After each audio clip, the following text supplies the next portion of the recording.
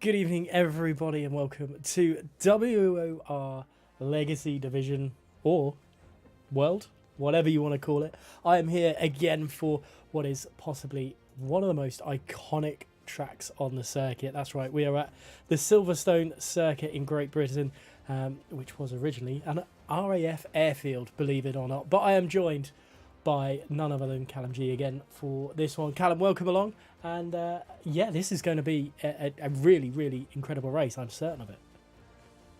Yeah, absolutely. Good evening, everyone. It's good to be here tonight at the home of motorsport, Silverstone Circuit, as you mentioned. It's a pretty classic track, and then fun and pretty classic in league racing as well. Some historical moments in the game and off the track as well, and on the track as well in real life, I should say. So yeah, really looking forward to it tonight. Full qualifying and a 50% race, and yeah, it should be a good one.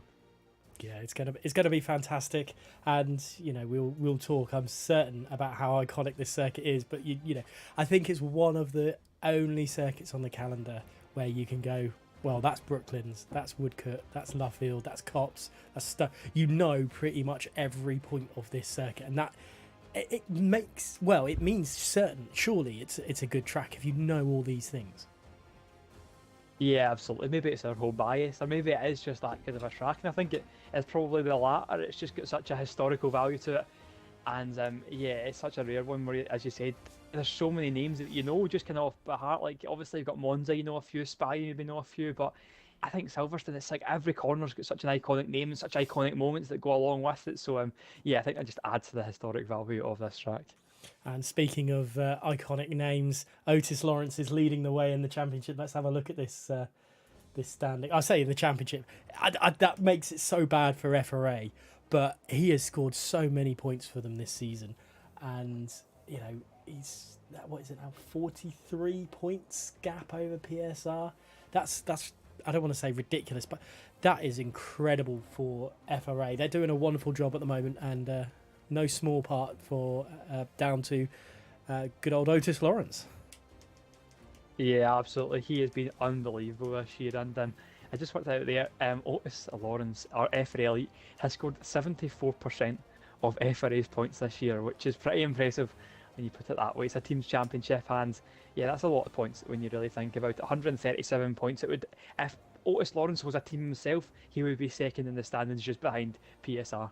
So I think that just kind of puts into context how dominant he's been, not just in World, but also just in Xbox in general. He's been unbelievable over these last couple of months, and here tonight, I probably wouldn't expect to see anything different. Yeah, this is it's.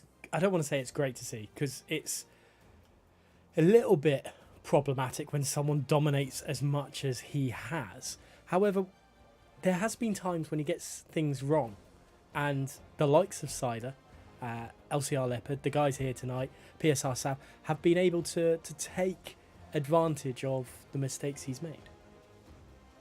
Yeah, absolutely. It probably just shows how dominant he is, though. When I think it's quite like you remember, obviously, the times that he didn't win. I think that just shows how good he's been. But yeah, as you said, he isn't completely flawless. I think it's about 98%, but that kind of 2% when he maybe makes a mistake. The obvious one that springs to mind is just recently Monza in Tier 1, wrong strategy call, and Scyther wins the race. It's things like that. So yeah, it's not flawless. He definitely is beatable, but things have to go against him, and it has to go the way for other drivers. But it does show a bit of hope for other people, and it does show that on a good day we could see someone else win that isn't FRA Elite. Now, obviously, Silverstone is a different circuit to most out there right now, and is it? I don't want to say is it certain that this is another Otis Lawrence win tonight, or do you think some of the other guys can really push on him? I think we've seen recently that it is kind of prone to being pushed along now. There's some really good drivers in this grid, and if you've maybe got a Cypher or Leopard or someone up there is really good at this track, then they more than have the ability to try and push him and give him a run for his money. We're at Silverstone tonight, a bit like Monza last week. It's very easy to stay in DRS, it's very easy to stay in touch with another driver. There's a lot of straights, there's two big DRS zones as well, so I think there is a chance tonight that he doesn't get the winner. He definitely gets to push for it. However, I could also see it go the other way. I notice Lawrence could just kind of run off into the sunset, but you never know, and I'm looking forward to see how that does play out. So it's Mercedes side by side right now, going through Maggots and Beckett's on intermediate tyres. of all things. This is a very, very interesting strategy from those two. But he's got FRA Matthew alongside him tonight, and Matthew has sometimes been a nearly man in both Tier 1 of WR and in this. He's just not had the luck. It just seems to escape him a little bit, and he's got less points than Pisty so far. Yeah, it's a shame, but I kind of said this a few times. I always think it's sometimes slightly self-inflicted. I think he just lets mistakes sometimes creep into his races a little bit than he probably would want, and it's not ideal. But I think he's probably in a luxurious position where he can afford to have bad races in this team's championship because you've got your teammate as good as Otis Lawrence, and you're allowed a little bit of leeway as these two. It's still pretty impressively, still going side by side. This is going to be synchronized driving of Silverstone, something that I've not really seen or heard of before. However, Scyther is on a lap. He's on a set of softs, so he's going to give us some action. He does have Carsey just in front of him, the McLaren driver. Hopefully for Scyther's case, he doesn't get in the way of his lap, and neither all the two Mercedes that are going side by side through Brooklands and Luffield right now, because that could be a problematic for this Williams driver as he's racing through into Woodcote. He comes now. He could get caught. He could get himself caught up in a Mercedes sandwich. Yeah, it's definitely a possibility, but I'm sure these two boys in front of him will get away nicely as he's coming through Cops Corner and now into a pretty fantastic section of the track. There you see at the front of your screen there, the two Mercedes just kind of lurking in front of him on those intermediate tyres. Much slower, but I'm sure they'll get out of the way nicely here as Scyther coming through Maggots and Beckett's. Wow, just look at the commitment already. It's a pretty green track, it's pretty new. There won't be a lot of grip out there, but Scyther, he certainly gave it his all so far. There's one Mercedes passed on the right hand side, another one also pulls away nicely. So it's been a pretty clean lap so far from Scyther, and hopefully a strong end to it as well. Yeah, he's coming through Stowe now into Vale and Club. The two Mercedes in the background then going into the pit lane. They've done their little test on the intermediate tyres doing the synchronised driving, but across the line for Scyther, he sets the banker of a 1:27.1. That should be relatively safe for him to get through, I think, but I think he'll probably want one more shot at Q1. Yeah, absolutely. The track doesn't look particularly great out here yet. I think there's still a lot of development to come from the track, and yeah, I think for Scyther, he'll probably want to go out again and try and improve that lap time. Just looking with FGE here though, at the moment down in P8, he's not set a lap time of course, so he is I think the next person to come and set a lap time. 1 minute 4.3 as his middle sector split is. Purple sector in the middle, but I'm not too sure how true that is.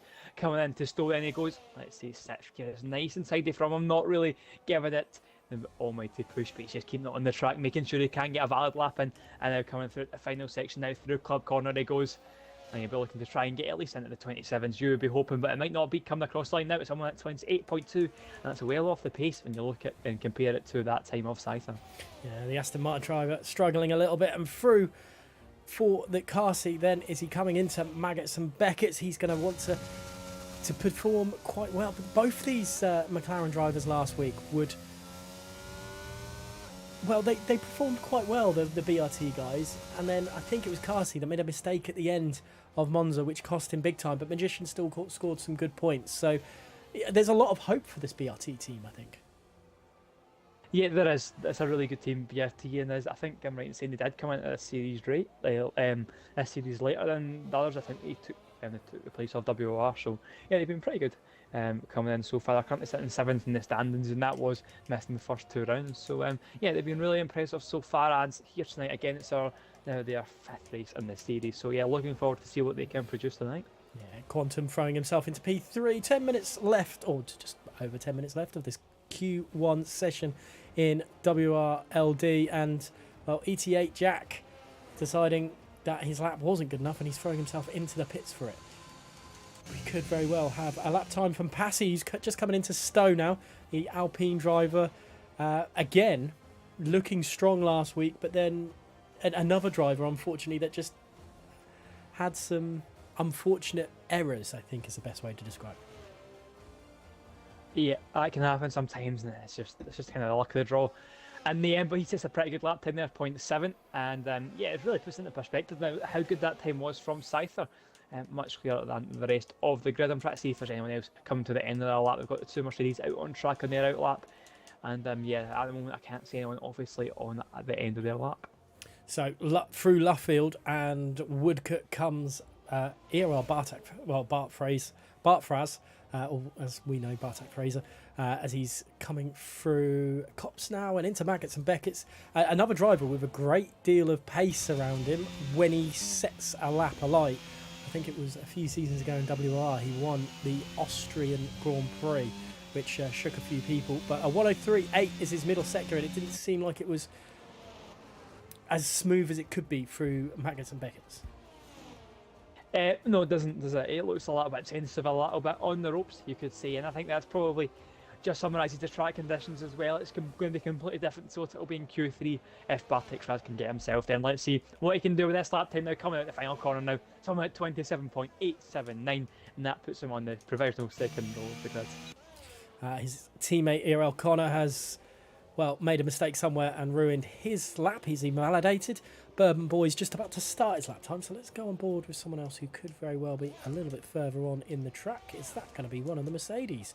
It's Otis Lawrence, I think, is the next driver to set a lap time. Let's see what he can do as he rumbles his way through into Maggots and Beckett's, and this is probably going to be a one and done for him. Just set a lap time and then retire.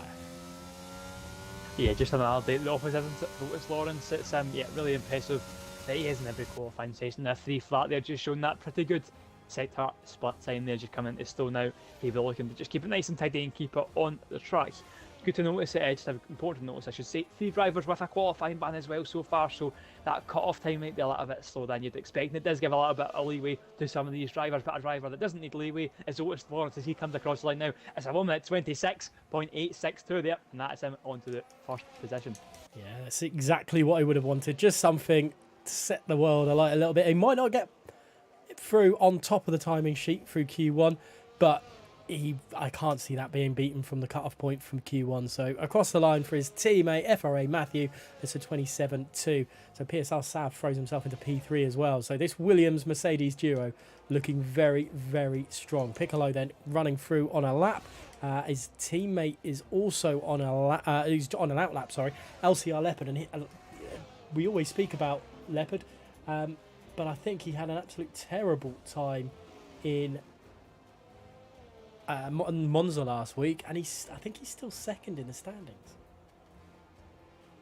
Yes, he is. I think you're right. He's on 54 points at the moment, second in the standings, and yeah, you're also right about that solid time last week at Monza.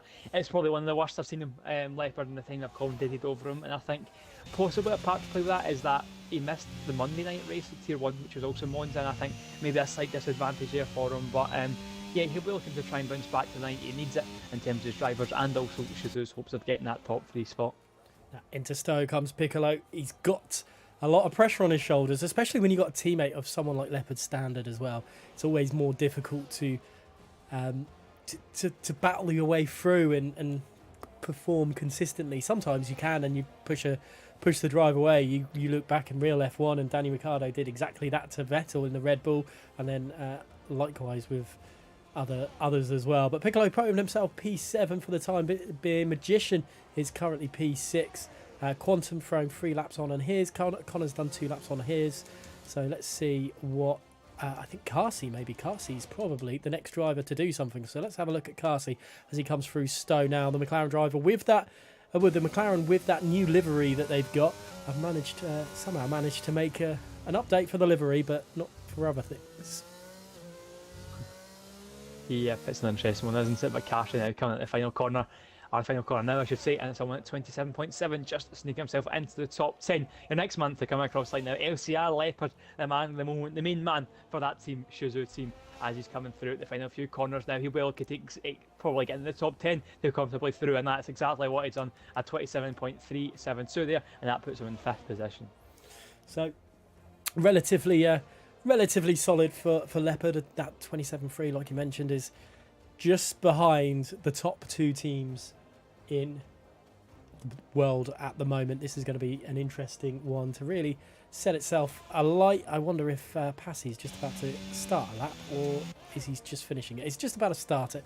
So let's look on board with the Alpine with 5 minutes left of qualifying.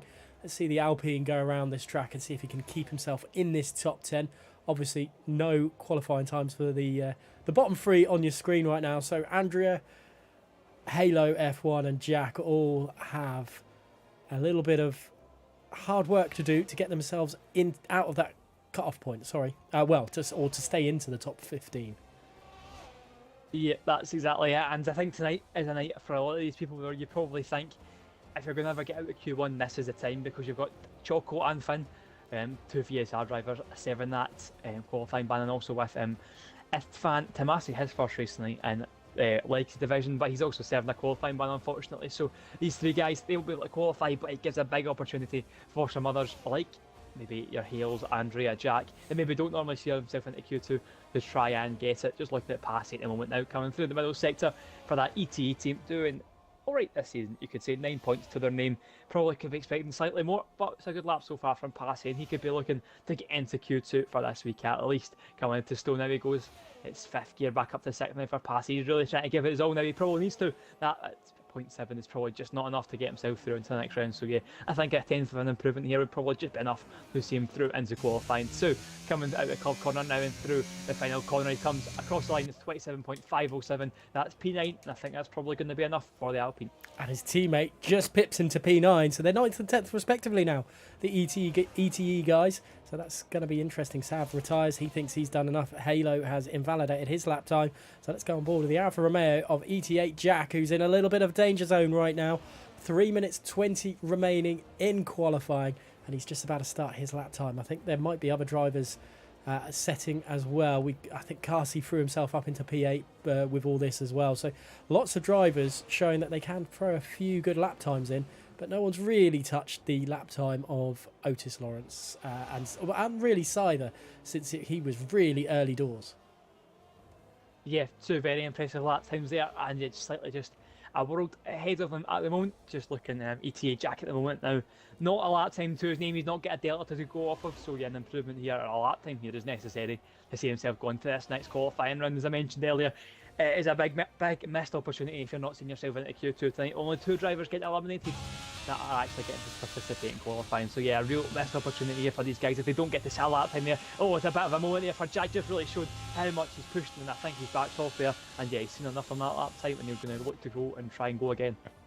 Yeah, this is not good for him. Quantum, his teammate, is on a lap time, and I wonder if is that Connor just about to finish his lap time? Maybe let's have a. He was warming up, so I don't think he was. So let's see what Quantum, the other Alfa Romeo, can do.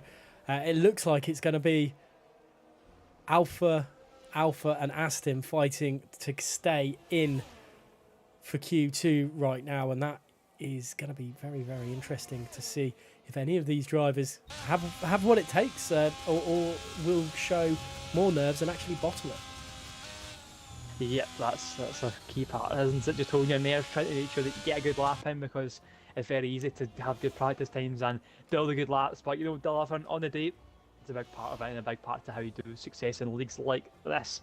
So let's just see now, Quantum is up on that sector split time, so he'll be looking to comfortably try and get that into the mid 27s, which you'll probably see that Alfa Romeo pretty comfortably through. Coming in at the last few sections of corners now, 88 Quantum. And yeah, a 27.8 probably not enough at the moment, so a slight improvement here. We'll probably see him more than through. 27.3 is the lap time for the Alfa Romeo. It's a good lap time there, and it puts him into P5. That is definitely what you could class as a slight improvement. 5/10 up, putting himself just ahead of LCR Leopard. So he'd be very, very happy with that. But here is FGE Halo as he comes around the final 2 corners now, and across the line. Is that an improvement? It's not. It's not an improvement. So he's struggling at the moment.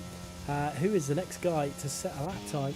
It's very much ERL Connor. The 2 ERLs in a little bit of trouble right now. They need to make sure they set lap times faster than what they've got. Here comes Connor across the line. That's enough to make him safe, I think.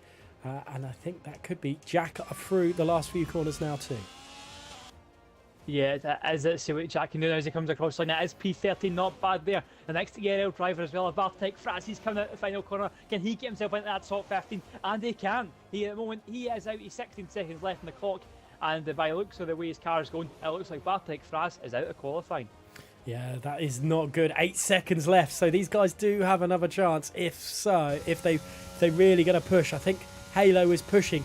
That last lap could very well have been a lap to save ERS, maybe with his first one invalidated. I'm not 100% sure, but he's still pushing down here. He is slightly up on his time, but it's not going to be enough at the moment. Bartek Frag has retired from the session. He's had enough. He doesn't think he can go any quicker, which is unlucky for him. But can Lucas stay up? Lucas is another one that has to try and stay up and set a faster lap time. It'll take an absolute worldie of a lap, final sector, for Halo to do anything. He is quicker, but it's not enough. It's a 28 dead. You have it. Your Q qualifying so good as salted, and yeah, Halo just doesn't have the pace thing, does he? That improvement is still 4 tenths off, so a long way off the pace there for the FGE driver, and then yeah, maybe that is a race car, a car set up for the race, I should say. So yeah, tough stuff there for him. Anyway, let's just see what the bragging rights are looking like. Anyway, NVR Lucas P15 at the moment, he's through. Doesn't need to worry about getting knocked out, but he'll be looking to try and improve anyway. Coming out the final 2 corners there, interesting choice of gear selections, much higher than what we're used to as he comes across line, and it is P10 at 1 minute 27.4, and a good lap time there from the Haas. And the Red Bull follows suit. He goes P4. That's a cracker of a lap time for Piccolo. And yeah, it leaves ETE8 Jack right on the edge. But that is, well, that is it. That is your Q1 over and done with. Very, very solid lap times from the guys that we know very well, and that's Otis and Siler and PSR Sav. But unfortunate, 3 drivers with qualifying bans. That is Esteban Tamasi, Finn and Choco, which means Halo and Bartak being very much underpaced, unfortunately. So yeah, that was that one over and done with. We'll it's looking like a normal qualifying session with Otis right at the top there. Yeah, it's very impressed with Piccolo at the end there, as much as it maybe was in a bit more of a grippier track, a faster track. It's still a very impressive lap time, a 27.2. So yeah, promising stuff there from the Red Bull and Shizou driver. So yeah, looking forward to see what the Frenchman can do going into qualifying too. So we wait for the guys to get themselves sorted. We will warn you as well. There is a few grid drops as well, so the lobby will reset a bit later on. Well, after Q3, funnily enough, and we'll get the positions sorted. And I mean, Silverstone, it's now raining. That is going to be an interesting one. So maybe that's why it was so grey before and it looked so good. Maybe it was that's why it was greasy and people struggled to get lap times. Yeah, that definitely explains it. It did look definitely dull, didn't it? So yeah, that explains it. A bit of rain, a bit of drizzle, and that always likes to spice things up. I wonder if it's still maybe dry enough, that kind of crossover period where dry tyres are the way to go, or if it's still just pure intermediate tyres. It could be that. But at the moment, everyone's on soft tyres, so this could be a pretty interesting qualifying session here. We've got drivers coming out of pit lane, dry tyres, wet track, and I think it's going to be a case of a 1-lap shootout here to see who's going into Q3. Now we have, this is interesting. Everyone is throwing themselves out. Bourbon Boy is the lucky one to get out first. I wonder if anyone will try and overtake under the effectively the outlap for these guys, because you don't really want to be at the back of the queue when the weather's getting worse. Yeah, exactly. It's a case of if you're in that Williams, if you're a PSR driver, you're laughing right at the end of the queue, or a Haas or an Alfa Romeo. That's a place you didn't want to be. On the other hand, Eiffery Matthew or Otis Lawrence have got a bit of a longer wait. But do you know what? I'm looking on board. It's not too bad. It's definitely still very much a dry track, and I think it's probably only going to be enough for 1 lap. But the rain shouldn't be too much of a factor. Yeah, I think, is that the ETE driver of Passy? It is. He's come out so late, and I don't think we've got an Ariel Connor hasn't even gone out. So he is, if the track does get worse, that's in a massive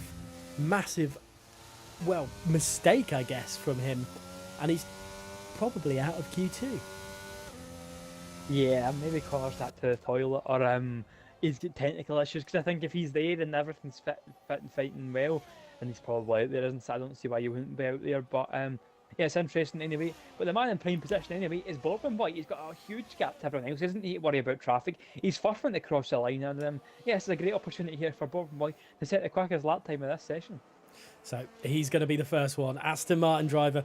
He could be the fastest driver in this session, and I'm sure he will be over the moon if that was to happen. But through the early parts of the track, he goes through farm and in through village and then down to the Wellington Straight. There's plenty of opportunity here to make a mistake, but also to make a name for yourself. Yes, absolutely. And I don't want to divert off Bourbon, but I'm just looking at all these other drivers. They're so close together. The main one I was looking at is FRA Matthew. How close he is to the back of, I think it's Carsey maybe, or is it maybe the other McLaren Magician? I think it's possibly Magician, but yeah, Matthew, really close to him already, and I think this could hugely impact his lap time there, and yeah, definitely a poor choice of position in that car. Yeah, it could. Well, it could also be Carsey made a mistake. I've been so enamored with being on board with Bourbon Boy. He's so far out.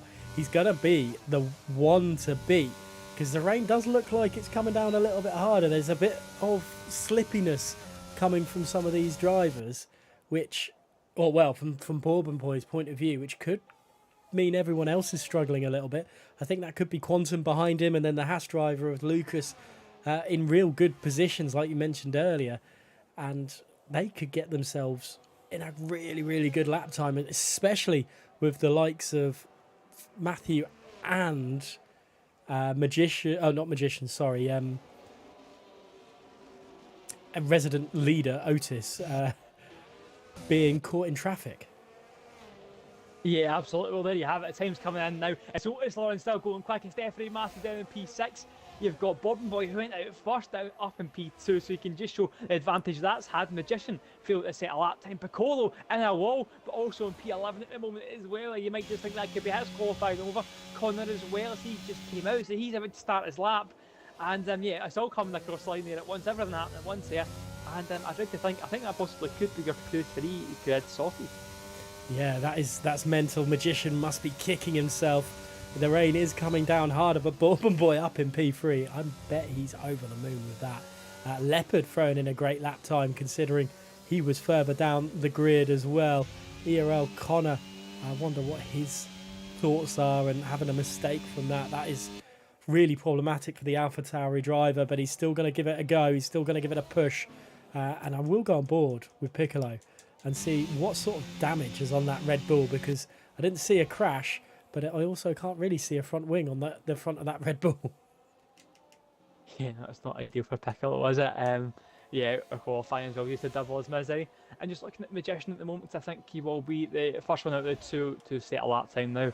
A huge disadvantage a lap later is definitely at least 3-4 times in it, going a lap later now that he invalidated that first lap. So yeah, certainly paying the price for it there, but you know, maybe if it's a great lap, it could still see him possibly sneak into that top 10. If 8.748 is a cut-off point, but you can just see there how tentative he has to be on the throttle, and you probably think this isn't going to be there for Magician, and there you have it. It's a 1 minute 0.56, so you're tough on there from Magician, and he is out of qualifying. Yeah, he's going to be so frustrated with himself, and to start so far down as well. But Connor looks like he's set an okay-ish lap. I don't think it might pip him to it.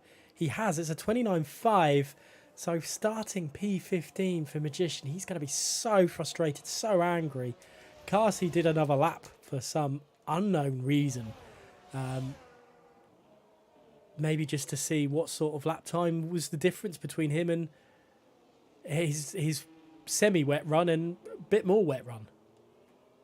Yeah, it's a good reference point. Now, I wonder if this session does get dry or if it is just going to stay wet, because I think if it is, and we could probably have a slightly shorter session and we might see a few drivers retire. It's a tough one, that. In this session, it's a lot of pressure on these drivers and a lot of everything riding on it. So yeah, a lot of drivers really excelled there. Otis Lawrence 28 flat, 310 clear. Bourbon Boy done really well as well to kind of deliver with that P3 as DRS disabled there, which is more than enough confirmation to say that the track is no longer suitable for those dry tyres. Yeah, it definitely is a bit too late to set a lap time. And yeah, I wonder if we will lose drivers now. Well, the retirement of drivers will come thick and fast, or whether people will just try and get some practice in on the wet, because that is also a possibility. I'm not 100%. I don't think we've been told if it's a wet race or not. So they could just try and do some practicing, or who knows? Yeah, I think to be that boring here. I think it's a full dry race, unfortunately, so it's a bit more boring than we'd have probably anticipated. So yeah, there's no harm in going. Oh, actually, I say there's no harm. There is a bit of harm. There's a risk of retiring, and if you do retire, even if you make it through, you can no longer take part in qualifying. So yeah, retiring in the garage is fine, but if you lose a wheel or you'll have to retire through something else that isn't just manually, then yeah, it could be some big trouble. So yeah, I think we'll probably see a few drivers copying NVR, Lucas there, and just retire and call it quits for qualifying too. There's a few drive. There's Piccolo trying to go out on softs again. He's taken a gamble, and I mean he's not really got anything to lose. But with the DRS disabled sign, that's going to cause him to lose so much pace. Surely.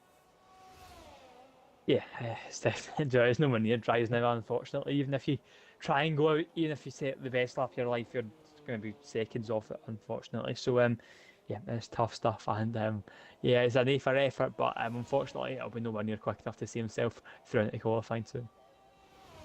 Unless there's something special that's going to happen, and it's going to be DRS enabled again in a minute. But he's already invalidated his outlap, so that just shows the unfortunateness there. And Magician's done the same thing. I think both drivers are chancing their arm, maybe. Yeah, it's a good way to put it. Yeah, I suppose they've got nothing to lose, especially in Magician's case. He's literally last in qualifying too. So yeah, it's tough stuff, especially for Magician. You know, he was out there. He had, you know, he was in the same time as everyone else been out there, and I think it's a bit of a shame for him that he invalidated that lap because, or I think it's a validation or a mistake because it just put him in the position where he basically put himself out of qualifying by one mistake. So yeah, it's tough stuff there, and it's a high pressure environment, but that's really where you see the best of some drivers, and yeah, it just allows for a little bit of a mixed up grid in some sense. Yeah, we'll just let's watch Piccolo's lap as he's going into the pits. Let's watch Magician as he goes into the pits. I think this could very well be heading into the pits as well. I think he must know that it's just not dry enough to sort anything out. Sider's not retired yet. He neither has Matthew or PSR Sav. So this is going to be a rather different end of qualifying. But Magician is going to give us some action at least. Yeah, he is. It's probably got no meaning in terms of the way this session comes out, but it'll be good to just see him drifting around that McLaren on what is a pretty soggy track now. So yeah, it's tough stuff for Magician, as I said, but it's a good feel for things. See what it was like if there's somehow is rain in the race. Now you'll know what it does feel like. Yeah, let's see. Cyber Sav putting on intermediates. I don't really. I'm a bit lost for what to actually say at this point. It's very, very. Oh god, there goes Magician into the wall. He obviously, and he's retired from the session, so he obviously knows that it isn't enough for him to do anything. I wonder if the other three will just make us talk about absolutely nothing for remaining sessions. Scyther is actually going out on track, so we might have something to talk about. Yep, and so is Sav falling out. So we're really getting tested to see how much we can waffle on here for the next 5 minutes. But yeah, it's as I suppose these guys need to be careful though. I don't go and do what Magician just done and put it in the wall. So yeah, it's intriguing to see they're staying out, just giving us the content that we need, and yeah, just enjoying themselves for the next 4 minutes. Well, last time Cyber decided to put on a set of intermediates instead of with Otis Lawrence on a set of dry tyres. Well, that was Monza. WOR, we were there watching that, and that was a cracking race. And then obviously we had the World Monza afterwards as well, which it didn't have anything else. Crispy, I think, is a little bit frustrated in the chat. He's doing the whole what is it? Jose Mourinho, if I speak thing. I think that's what he's going for. Yeah, I think it's good stuff there from Crispy. Okay, Freddie Matthews, he's joined the party. He's feeling a bit left out there in the garage. he's going to come out and join them as well for the last 3 minutes of qualifying. I thought we were going to get an early night tonight, with 5 minutes left in 5 minutes less, I should say, in qualifying. But never mind, these guys are taking us right to the end and enjoying every moment they can get. Silverstone circuit, as Scyther comes across line with a 6 minute 13 there. So yeah, interesting time here from Scyther. Yeah, we'll we'll wait and see. We'll wait and see what happens. Matthew's popped out as well. Crispy's on a lap, so it'll be interesting to see the time difference between the two. Obviously, it's going to be a minimum of something. I would say 10 seconds between Inter and dry weather. Yeah, I think so. Around about that. So yeah, we'll see if he can get anywhere close to his lap time. Obviously, the lap time was compromised because of the wet. Because Otis Lawrence did a 1:26.8 or 26.9 in his Q1 run, and he only managed a 1:28 dead in the Q2 run. So the wet weather did compromise their driving style just slightly. But we'll definitely wait and see. I don't really want to press start and see the race dashboard because last time I did that on this game, it really destroyed the game. And I had to close the game down. And my waffling is not going to help here. So either into Stowe he goes. And it's gonna be a tough. Yeah, it certainly will be. It's just good to see Scyther. I think this is maybe slightly tactical. If you're going to think about it, it's going to be wet for the qualifying 3 as well. So maybe there's a beneficial aspect of it. This is kind of maybe similar to what the track conditions will be for qualifying 3. So maybe I think I'm grasping at straw slightly, but I think that what it could be is they're getting a good feel for it, and I think it's smart. They're getting a little bit of an upper hand. The rest of the grid, the other 12 drivers, I should say, and they're not out here racing, so it's a bit extra practice these guys are getting, and maybe not as pointless as I kind of first assumed. No, that's a very, very good point. These 3 drivers, I think Otis Lawrence doesn't really need any practice at all. FRA Matthew has invalidated through cops there. No, it wasn't. Sorry, it was on the exit of Woodcote. So that's a very, very odd place for someone to invalidate. But through Maggots and Beckett's and goes, it'll be interesting to see what his delta time is like when he comes through here. He's 4 seconds slower. I know that Scyther was actually only 5.6 seconds slower than his dry time. So we were quite massively out with our prediction. Oh, well, that's really interesting to see that, actually. So yeah, it shows how much we know about the game sometimes. So it's just a great lap there from Scyther, or just maybe something about the conditions as well. Maybe these dry times are certainly off the pace by a couple of seconds as well. Matthew comes across like a 34.1, so he's at about 6 seconds off what he set in the dry. So good to see that as well. Good little comparison. Yeah, and that is pretty much qualifying over and done with, as Pierce Sav will cross the line now as well. And yeah, let's see how slow he is. It doesn't actually tell me. So we've lost another 5 drivers, this time around. And we will tell you who they are very, very shortly when the game decides to give us a screen. So obviously Otis Lawrence on the top of things again, but his Magician, who didn't get a lap time in quick enough, Connor, who didn't get out quick enough, and Andrea, Passy and Piccolo, who crashed over the line. If he didn't crash over the line, he could very well have beaten Lucas. That's how massive fine margins right now, isn't it? Yeah, it definitely is, and it's such a high level, every little counts. So I think Piccolo will be slightly disappointed by that, especially when you looked at his qualifying 1 performance. The pace was certainly there. There's certainly a bit of potential in that car. So yeah, he'll be disappointed that he's already out in qualifying 2. So he caught me mid-yawn. That's not ideal at all. But that is qualifying 2 over and done with. Otis, Leopard, Bourbon Boy, the top 3 for that one. Bourbon Boy much higher than he probably would have expected. However, he got the luck of the draw and got out much quicker than everyone else. I still think he had enough pace to get himself through into Q1 anyway. But it is now very much raining. And I wonder how this will affect everyone else. Obviously, Scyther and his teammate and Matthew all had that little bit of extra practice. Well, let's see if it will actually do any good for them or whether it was all for nothing. But we'll wait for for a driver to come out on track for something at least. But I'm pretty certain the Mercedes, but like before, will come out and do a lap, maybe even two.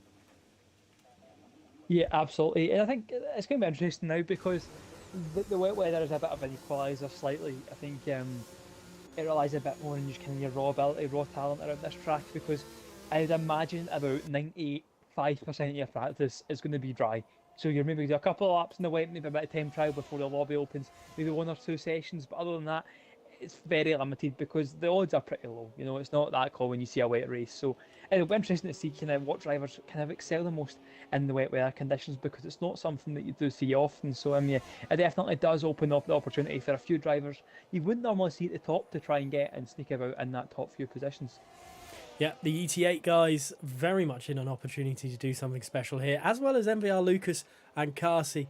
But obviously, we've still got the Bourbon Boy. How could I forget him as well? But we still got the usuals: Matthew, Otis, Scyther, Leopard, Sav, all very much able to get themselves into a swing of things. But like you mentioned, it is very much neutralised the pace advantage a little bit, especially if these guys have gone a little bit more of a drier setup to, well, combat the wet weather.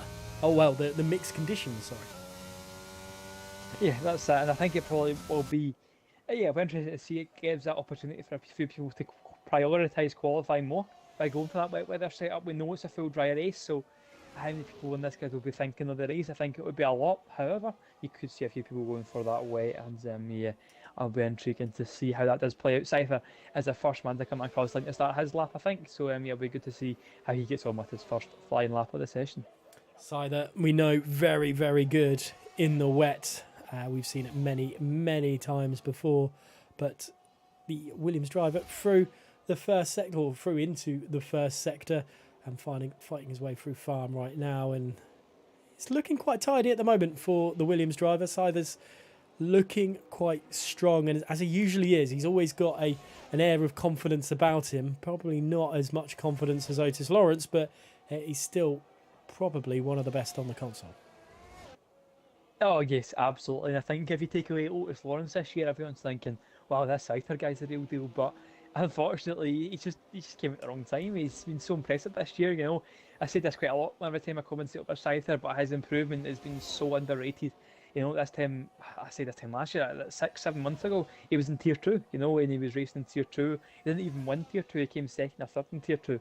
So it just shows you how how drastic it's been, and how impressive it has been as well, because he's competing at the top of Xbox, and he probably is at the top of Xbox. So it's really impressive to see that improvement, and also how long he's sustained it for. An 8.9 is his sector spot now. That's been a pretty tidy lap. It's continued that all the way around so far, and he just needs to finish that off now with a pretty nice last sector coming through. Still now he goes 5th gear, hugging that inside apex, and he's doing it pretty nicely as well, using all the tracking outside as well, but not too much as well to get that invalidation coming into the left right now as well. It can be pretty painfully slow in this way. It can be really tough to get on the power as well as he's coming through a club corner as well. Just one last corner out to navigate. It's just about flat out. It's really hesitant. It's really tentative. It's a 1:35 flat, and that's the banker to set.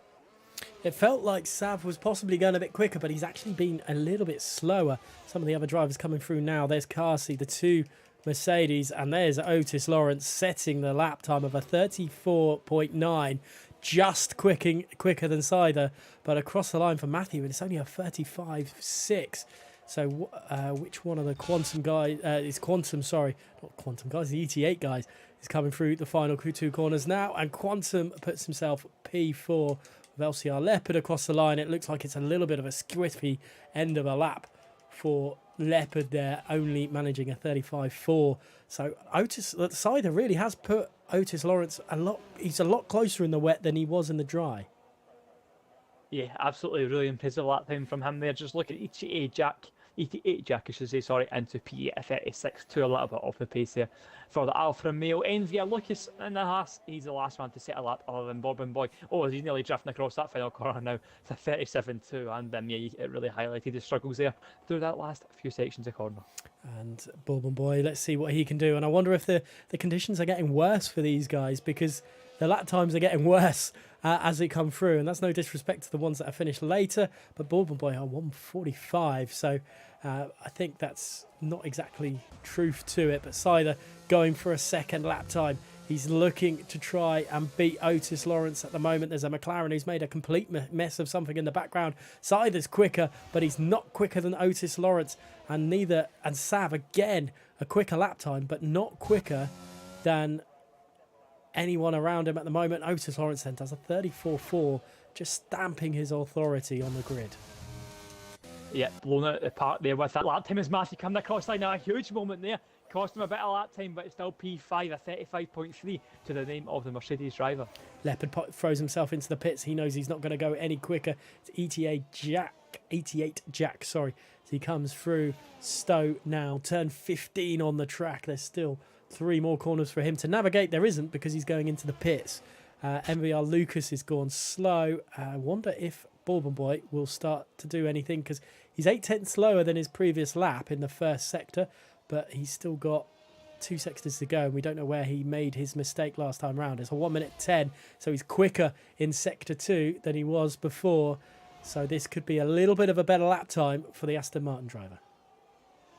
Yeah, you would like to think that Bourbon Boy in these conditions could possibly excel, because in the wet, it's certainly a good opportunity for the pad, but Joe, he's mugged me right off there. Into the pit lane he goes, he's had enough of that, and yeah, he's now got 5 minutes left in the session to try and improve that current lap time.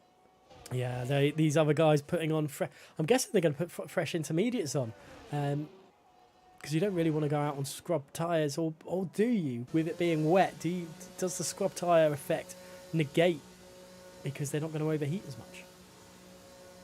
Oh, that's an interesting one, but I think the game. I don't want to cut the game, I don't want to make it sound worse than it is, but I don't think it's as good as that. Unfortunately, I think it's just fresh tyres are the best way to go, and yeah, it'd be good if that was in it, something implemented like that. But yeah, I think fresh tyres are the way to go, and it does kind of pose the question. I wonder if Otis Lawrence and Matthew have the fresh tyres, just because they went out on Q1 on on that dry, like it was dry and they were going side by side. I don't really know how many sets intermediates you get, but I'd imagine that they're probably coming to the end of their quota. Unless those lap times they did were on the worn sets. And if they were, that's pretty scary, because I reckon Otis Lawrence has probably got another 4/10 out of that lap on the fresher set of intermediates. But we'll contemplate that later. Sav still wasn't able to match his teammate, as we've got drivers still trying to go out on. Well, you have got drivers now back out on lap, Quantum being one of them, and LCR Leopard being the other, and even 88 Jack is out as well. So these guys, maybe this is where these guys are doing their 2 laps around, while the others have done the 2 laps of pushing the first time round. Yeah, it's definitely a good chance to do it now. I remember you mentioned it earlier, but I'm just intrigued to see if the track is slower now. Obviously, it's still been raining, but it doesn't visibly look wetter on the track, and it doesn't look harder to drive looking at the onboards. So yeah, it's an interesting thing, kind of pondering. Yeah, I'm intrigued to see what these lap times are like for these final minutes. So Leopard is going to be the first one. He is into Vale Club to start his final. Well, could be 2 lap times. He's given himself enough time, just about, to get it around for 2 more times. But that wiggle at the end of the lap, or the start of the lap, has possibly cost him that. But through into farm he goes. It's looking quite solid for him at the moment. There's a Mercedes that have just got out before, and onto the Wellington straight he goes now, and it's going to be a difficult one for Leopard to. We know he's quick, but he's always got to produce in qualifying, or otherwise it makes it harder for him in the race. Yeah, absolutely does. I think it's probably the obvious flaw in Leopard's race is just that qualifying. It sometimes lets him down. It sometimes just doesn't really represent how quick he can be in that race. But you know what? It's been a pretty good lap so far, just over a 10th up. which would probably see him into maybe P5 or P4 if he's lucky. So yeah, not too bad so far. Probably coming into the Copse corner now, set of gear, using every bit of track he can next. Probably leaving a little bit more than they probably would have fancied. But very good stuff though, indeed, now coming into this pretty technical section, one of the best bits of the track, one of the hardest bits of the track, through Maggots and Beckett's now. It's been good stuff from Leopard so far. We'll get to see this sector split pretty soon now as he comes on to the hanger straight. It's just 400s up. Probably thought it was going to be more than that, unfortunately, for Leopard. So probably lost a little bit of time there for that middle sector. Coming into Stowe he goes now. Let's see what he can do through it here. It's fifth gear. It's nice and tidy. Nothing too extreme to see. He's just keeping it nice and tidy, keeping it on the track and nice and controlled from Leopard. Nothing unusual from him. Second gear here through this left, right. Pretty painfully slowly as he's going up to fourth. And now he's trying to pin that throttle to the floor, but it's just swimming now as he comes across the line. There's a Red Bull, and it's not an improvement. Leopard stays in P6. Yeah, that was a slower lap time as well. He's cost himself massively there, I think. Just trying to think, who was the next guy out? It may have been Bourbon Boy to set a lap time, or I'm not 100% sure. But let's actually go on board with Jack, who's coming down the hanger straight right now. And yeah, this is going to be tough for Jack. He's tight as he can through Stowe. It just doesn't, I don't know why, it just didn't feel quick around there. Down into second gear for Vale, and it's not seemingly anything impressive from Jack right now. It looks like a very slow lap time, so he's 3.5 seconds off, so it just felt a little slow. Yeah, it looked a little slow as well, to try and not be too harsh on him there. So yeah, not great stuff there from him. Trying to see if there's anyone coming to the end of the lap time, but a lot of drivers starting laps instead. We've got Bourbon Boy, he's still looking to improve with that 45. Carson a lap. Leopard, he's in the second lap as well. So yeah, we're intriguing to see his Cypher's coming to an end of his lap, but he's not improving, so he'll be having to go again. I think, is it maybe Effery Matthew? We'll keep an eye on him, see what he can be doing now as he's coming onto the hanger straight now. He's 2 tenths down in his lap time, with a lot of improvement needed here for the Mercedes. Currently sitting in P5, not the end of the world, but certainly a bit of room for improvement there. Coming through still now he goes, he's a little bit wide there, certainly a little bit of time in that now, up to 6th gear. Excuse me. Good stuff there from Matthew. Other than missing Apex, it's been pretty decent so far from what I have seen through the last little section now. Excuse me, it's all nice and tidy from Matthew, but can it be an improvement? I don't think it will be, and it is not. Matthew, he stays in P5. PSR Sev around the final 2 corners, but again, he's slower, second slower. Maybe the track is being more or less just not worth driving on, I think is the best way to describe it. Jack, he is up on his time, but invalidated, whereas Scyther on the track. He's the next one. He's down on his time as well, so maybe the track is now getting worse, and we're going to see our qualifying positions in our eyes right now. Yep, it's a shame, but I think you could be right. We'll see what the Cypher. He's 4 tenths down, unfortunately, so yeah, he's a little bit off it, so yeah, tough stuff there from him. Otis Lawrence as well is just down. I went to check as well, and Bourbon Boy's invalidated, so yeah, slightly anticlimactic end of the session, but unless Scyther sets a world of a last sector, which he's not going to set, yeah, I think that's your grid for the race, I should say, sorted. Now, Otis Lawrence has got one last shot. He's coming through Vale and Club as we speak. And what can he do? Can he improve on his lap time? He's trying, but he drifts across the line, and he's still only just 2 tenths of a second slow. That's quite impressive, considering most of that at the end was a slide. Yeah, well, that's still pole position if that first lap didn't count. So, yeah, just puts you into perspective how good he can be at points. So, yeah, a pretty commanding pole position for Lawrence. So, it's like 5 tenths of a second, or just under 5 tenths of a second. So, yeah, really, really impressive stuff. I'll give his own once again, and yeah, I think it could take something very special for someone to stop this man in the next race. So Otis Lawrence will be on pole for the Silverstone Grand Prix here in WOR Legacy Division, and that is just the way FRA like it. Him on top, but PSR have an opportunity. Both their drivers, Cyver and Sav, are in 2nd and 3rd place respectively, trying to give Otis Lawrence an absolute nightmare. Quantum in 4th place with the FRA teammate of Otis, FRA Matthew, in 5th place, Leopard in 6th, 7th to Carsey, Jack in 8th, and 9th going to Lucas, with Bourbon Boy unable to set a meaningful lap time in the intermediates there. Just a little bit unfortunate for him with a 1:45.5. Yep, good session in the end there for the most part.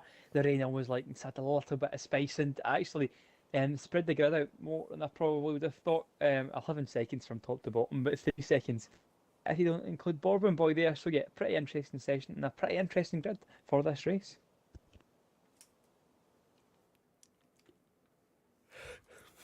Sorry, that's twice now. You caught me mid-yawn. It's not because this is boring. I just need to get more sleep at night. So, obviously, we're getting ourselves ready. We've had three... Oh. Sorry. We've had three qualifying bans tonight. So, those guys did not be able to get themselves through. The VRS team, sorry.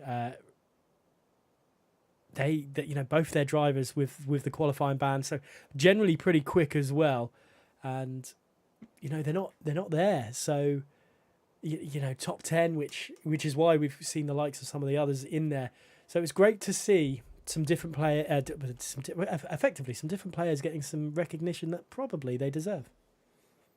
Yeah, absolutely. If anyone was wondering, that was the F1 Esports that just came belting down my mic. It's a wet race in the F1 Esports. So obviously, it must be a theme in F1 tonight. But Joe, what? Who needs F1 Esports? I don't see Bob and Boy in F1 Esports, and this is where the real action is. So yeah, looking forward to this race at Silverstone tonight. It's definitely going to be a good grid as everyone's leaving the session to sort out this grid. But yeah, it's going to be a good race tonight. I'm intrigued to see how it plays out, and yeah, it should be an absolute cracker. Yeah, I'll try and make sure we don't get the EA Sports thing going off in the background when I restart the game, because for some reason it wouldn't let me do anything other than that. But yeah, I mean, it's going to be an interesting race, especially if there's I don't want to say a safety car in the middle, but if there's a safety car at either not right at the beginning, but near the beginning or near the end, it will just change people's strategy up a little bit. And that's not me wanting someone to crash out. It always add that little bit of spice. Yeah, absolutely. And I'm interested to see what the safety cars are like tonight, because it's quite a wide circuit in general, Silverstone, in terms of there's a lot of runoff, a lot of gravel traps. It's not like I would be intrigued to see if someone crashed out the race tonight. I'd be intrigued to see how. So yeah, I'm wondering if there will be a huge influence from safety cars. I think we've seen it recently in the last few weeks. Off the top of my head, I think Monza comes to mind with quite a few last week, or you can get quite a few. There's some places where you can crash there. Then you look at, I think, Singapore. That was a pretty tough night for the drivers and ourselves. There's a lot of safety cars in that one, and that's because once again it's a street track. The walls are there, but Silverstone is pretty open, pretty spacious, and yeah, I'm intrigued to see if that will just kind of allow for the race to just flow a little bit more. So that's I think we're going to see a very flowing track. We have seen, I've seen on social media a couple of weeks ago, Otis and his teammate coming together at Silverstone on the final lap as they come through Vale and Stowe. So there is a possibility we see some incidents happening tonight. I don't want to say it's a foregone conclusion, but it's a possibility, isn't it? Oh yeah, of course it is. It's always a possibility in racing, and I think at such a high level like this, there is, in a nice way, there's a lot of egos in the grid. There's a lot of people that believe in themselves, a lot of confidence, and rightfully so. This is the top of F1X on Xbox. It's a lot of talented drivers, I should say. So yeah, it's always a room for instance, always a room for error. And yeah, I think that's what just makes league racing. And yeah, I think Silverstone as well. It's a technical circuit. It's very fast paced, and yeah, it always leaves that opportunity for a little bit of crashes and bumps every now and then.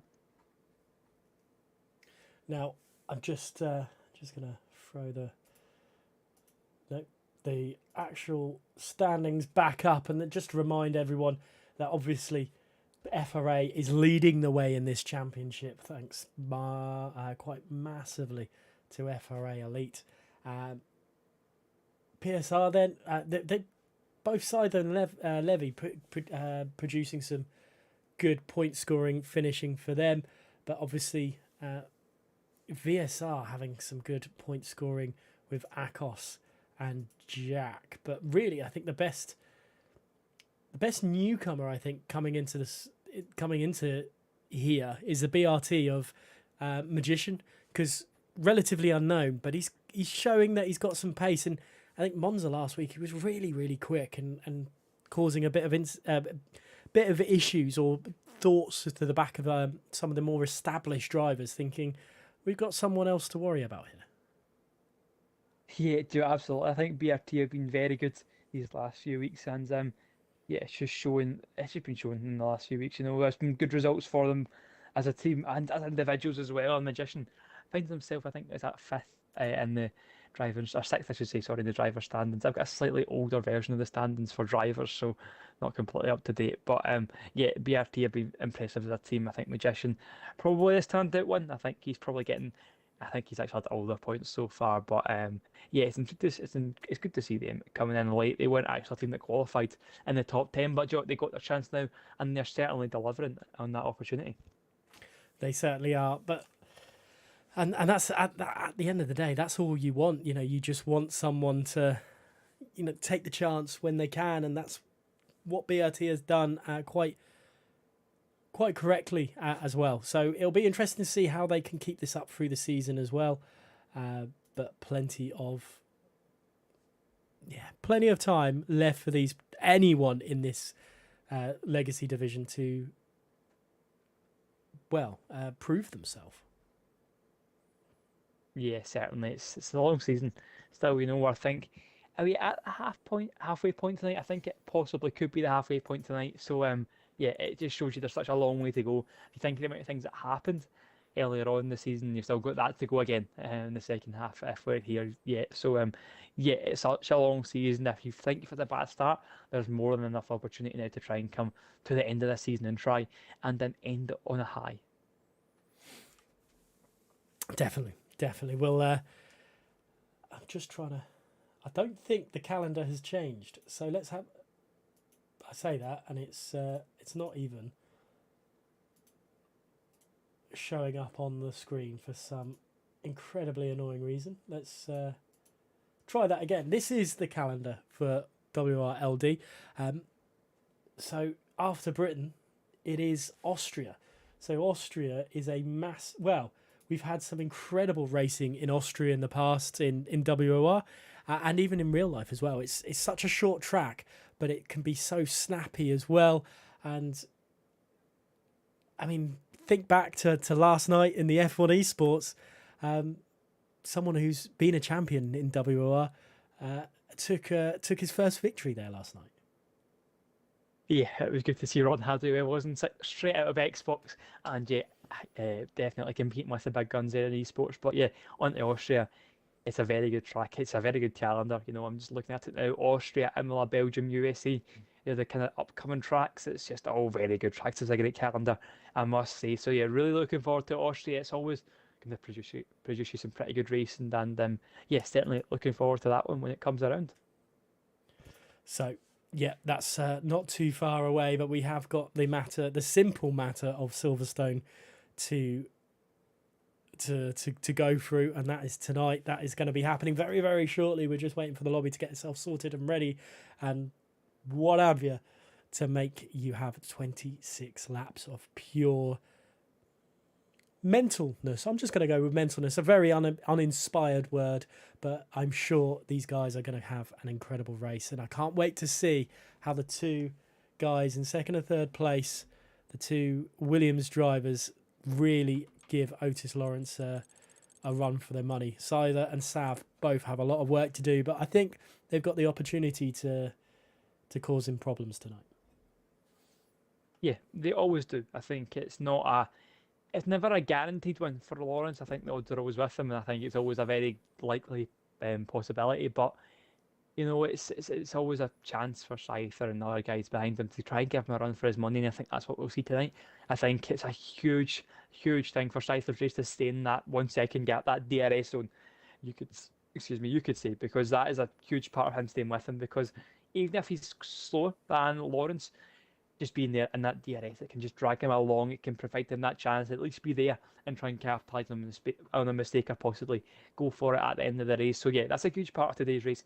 It's just making sure you can stay within that DRS at the minimum of Otis Lawrence.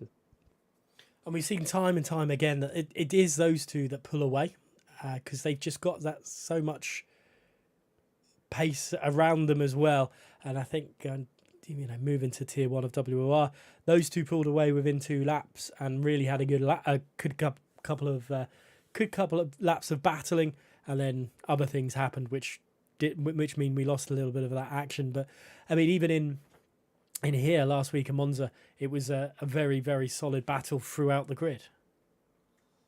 Yeah, it certainly was. It always is. It's pretty feisty. It's pretty ferocious at points, and yeah, it kind of just shows that the drivers they really want to do well for their team. They're not just. I think it's quite good 'cause it's not just an individual. It's a hugely team-based thing. This event, is this league. I should say, the prize money, the glory goes to the team instead of kind of what you'd normally see as a driver. Obviously, Otis Lawrence, he'll want to win it. I'm sure it's something he'll care about. But at the end of the day, the main thing that matters is the team's championship, and I think that always makes it really good to see. And I think that kind of does bring out the best in people sometimes.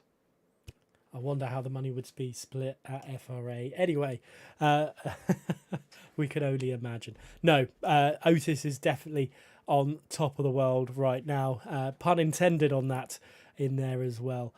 But it's not always just about him as well. We saw towards the end of Q1 as well here tonight that Piccolo produced a really good lap time.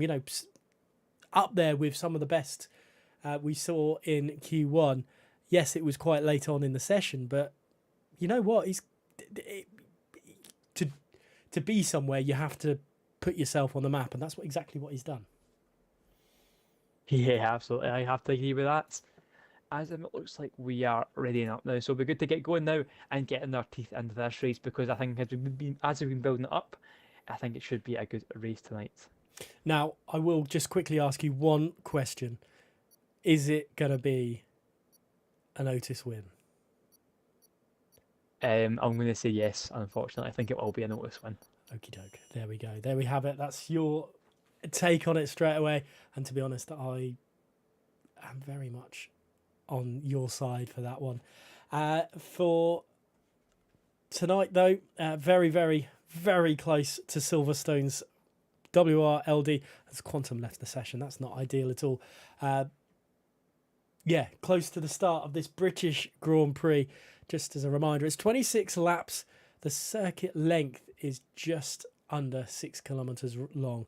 It is going to be crazy, and yeah, I can't wait for it to start. We're very, very close. I know we've had to do a lot of waffling to get ourselves through this one, but final words from you before the race start, please, Callum. Well, I just think it's going to be a pretty chaotic race here. I think keep an eye out on some drivers in the midfield here, trying to be opportunistic at the start. I think overtaking can be a really tough one tonight as well. It's just like we've seen in Monza last week. This track can be very prone to seeing a few DRS trains here and there. So yeah, could be a chaotic start here. It's probably a lot of drivers might just sense it as an opportunity to make a few easy positions. So we're just waiting on a driver. I don't know. I hope this isn't going to break the lobby, because this is not exactly what we want. These guys want to get themselves racing and get themselves sorted. It's like we just need a little bit of elevator music or something while we get ourselves through this small little bit of time.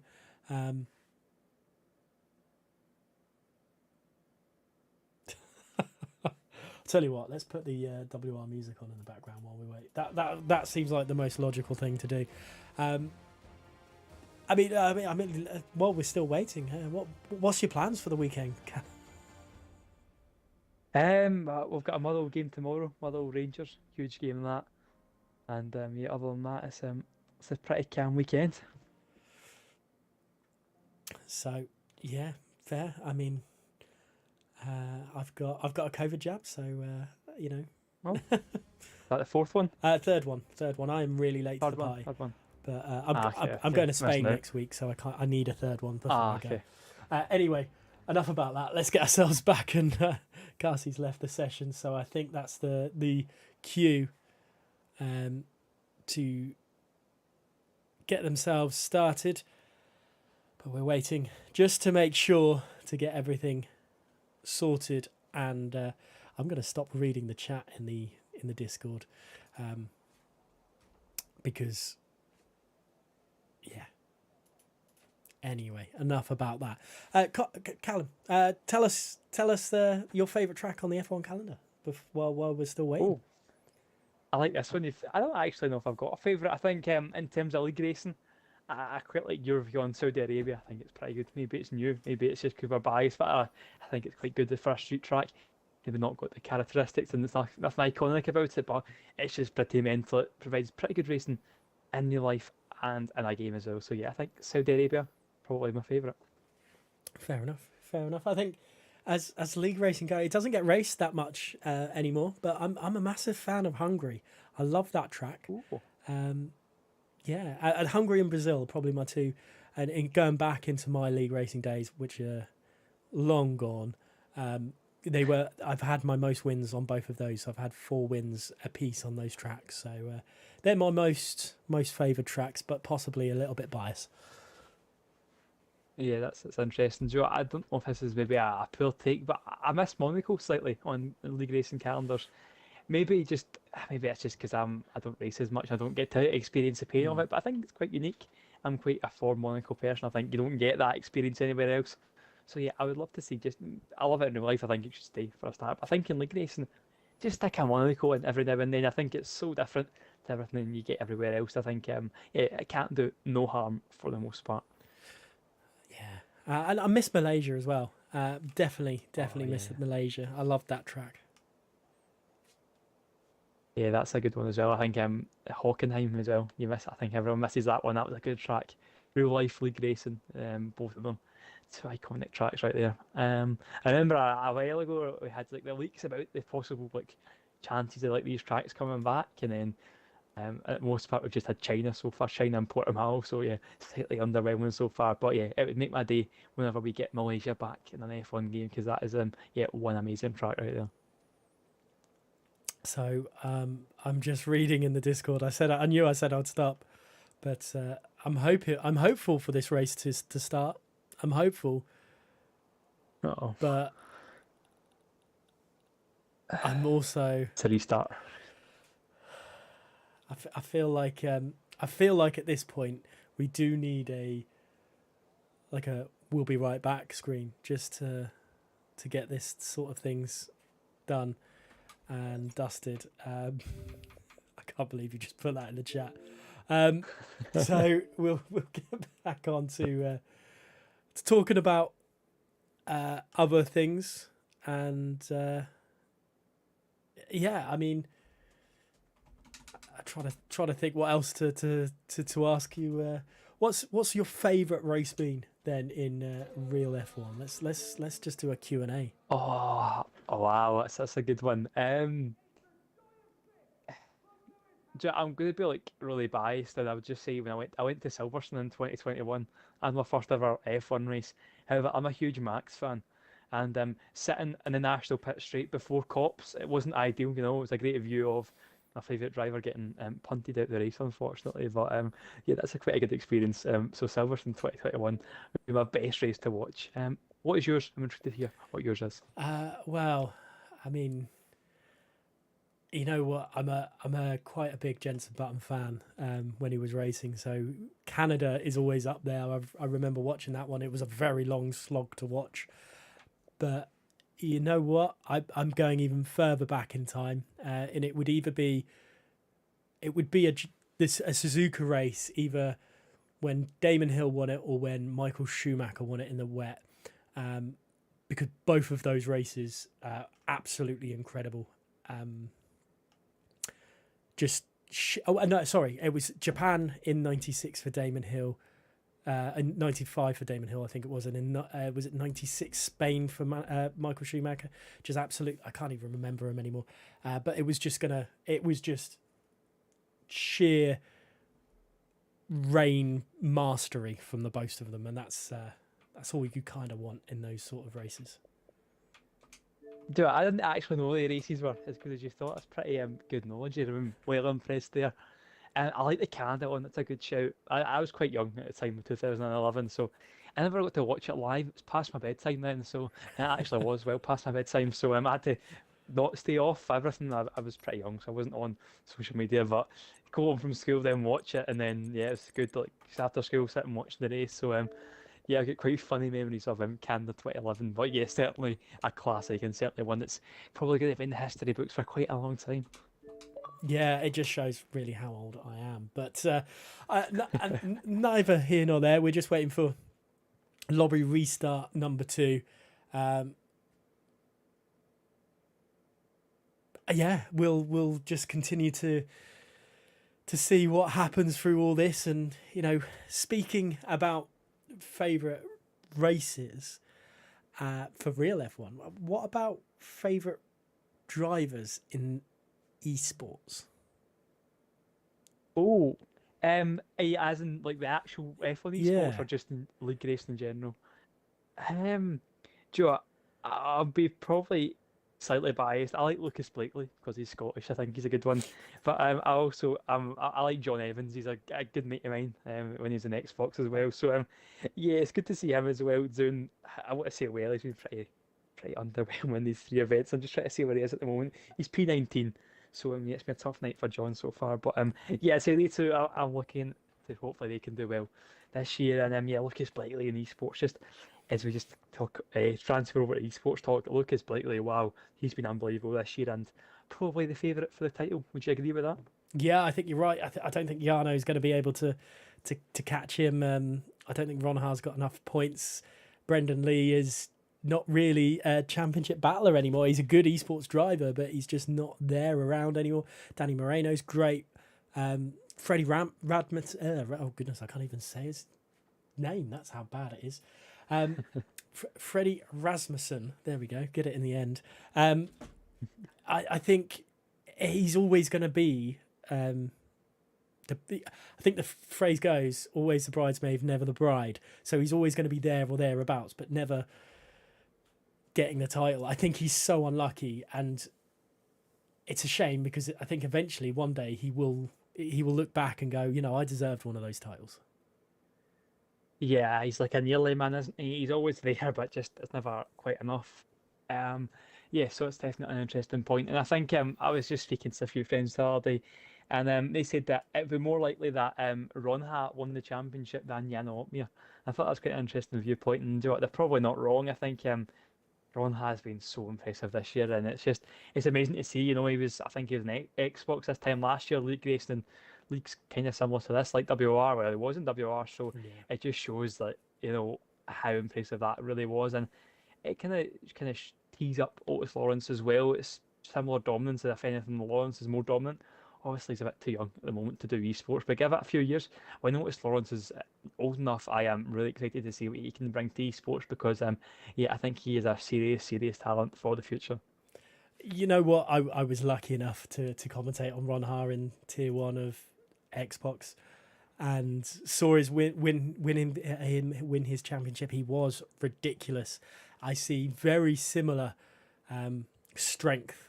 I don't know what FRA do to their drivers, but very similar strength in Otis Lawrence. But I'm trying to think. I'm not saying the competition is weaker now, but when you had the likes of Harvey Cowan, Tom Manley battling away with Harvey was more the second season, but there was some strong drivers battling against Ronha, and some of them are still around in the league racing community now. But I don't know, it really does. Some people just click with a game and that's it. And I think Ron Ha clicked with last year's game, and it's just propelled him into this year's game. And I think Elites clicked with this game, and we could see something similar. Yeah, absolutely, and I probably agree in your point as well slightly that I think Xbox is in a strange period, but it's like I always like to compare it to like a youth academy in football. You get these great crop of players that will come through and it's great, then they'll move on to better things, and it's a little bit like that for Xbox at the moment because you had people like Tom Manley, like Ron Ha, like Harvey Cowan, and they do so well on Xbox. I think and then Antoine as well. I know he's long gone, but that's just another one that came to my mind there. It's they do so well on Xbox, then they move on to PC because that's the next step. It's unfortunately Xbox isn't really a stepping stone directly in esports. You need to go on PC to be really seriously taken in esports, which is a shame, but unfortunately that is just how it is. So yeah, it's just one of those periods at the moment where I think it's not as good as what we've been used to because we've been used to some very good grids on Xbox recently. But you know what? I think maybe give it a few months, maybe even a year at most, and I think Xbox could be really thriving once again. Now, the lobby is getting itself sorted. We are very close to starting. Please bear with us and thank you for sticking around for as long as you have. Um, everything looks good. So, let's hope this works. Let's hope this is all fine and dandy. I mean, this is another test for these drivers. Some of them haven't even set lap times. I'm looking at Choco, Finn, and Tomasi. They've not set lap times, so they are in a worse position than some of the others. But you look at the Scyther and Otis, very very quick drivers. Must be a bit of tensions being sticking in now. Yeah, absolutely. It's not an easy thing, league based. As much as the game, it's intense. There is adrenaline involved. Your nerves or it's whatever it is. So yeah, it's a big come down when you're sitting here waiting, and you need to get yourself up for it, concentrate again, and try and get yourself going. And on the other hand, you've got drivers that you said haven't set a lap or haven't been on the game over an hour. They've been sitting here watching or on their phone or whatever they've been doing. It's a long wait for these guys, so yeah, they'll be anxious to get going, but also not rusty, but slightly not sharp as they would be, just slightly off it for the first lap or two. So yeah, I think that always leaves a slight room for error as well. So yeah, it should be an interesting first lap here. So, okay, let's hope that doesn't cause any Uh, issues. But I do feel sorry for one driver right now. He won't be having a setup, but it's countdown's on. Countdown is on. So let's see how this handles. I'm guessing you're still backing Otis Lawrence for a victory. yeah, I think it's a simple one tonight for Otis Lawrence. I say simple; it's never a simple win in a league race of this caliber, but it's a good time to see. It's a good opportunity for him to get another win tonight. It's been virtually flawless for Otis Lawrence in World, so I think it has been flawless, hasn't it? Flawless, I should say. He's won every race so far.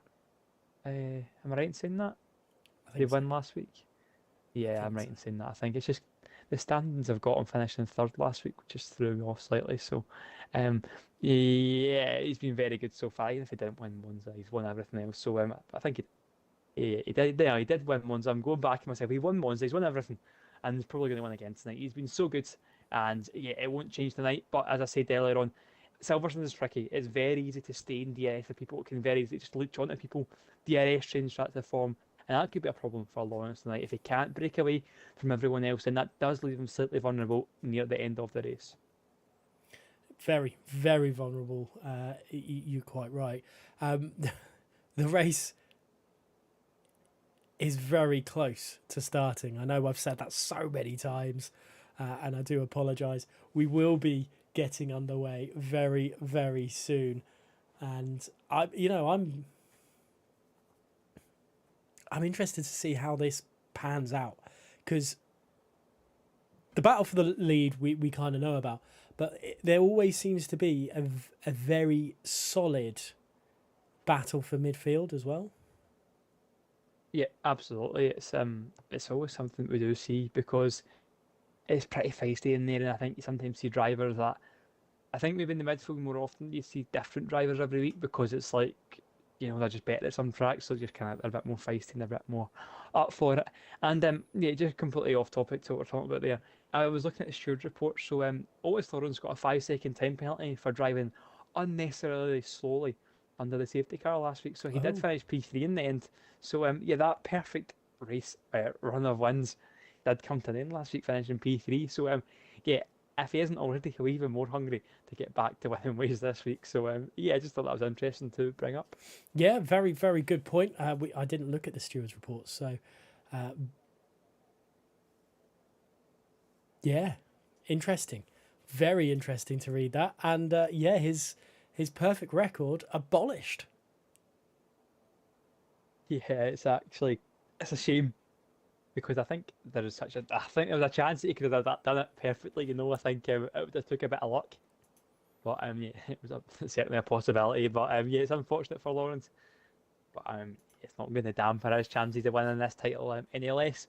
So yeah, I'm sure he's not completely bothered about it. But yeah, just it does show you that once again a mistake. You could also say there from Otis Lawrence once again. So yeah, he is human just about. Just about. I do feel like I really need to get like some sound clips in, and I'm desperate as soon as the timer starts to press to have the final countdown theme just starting playing, because that I think would perk everyone's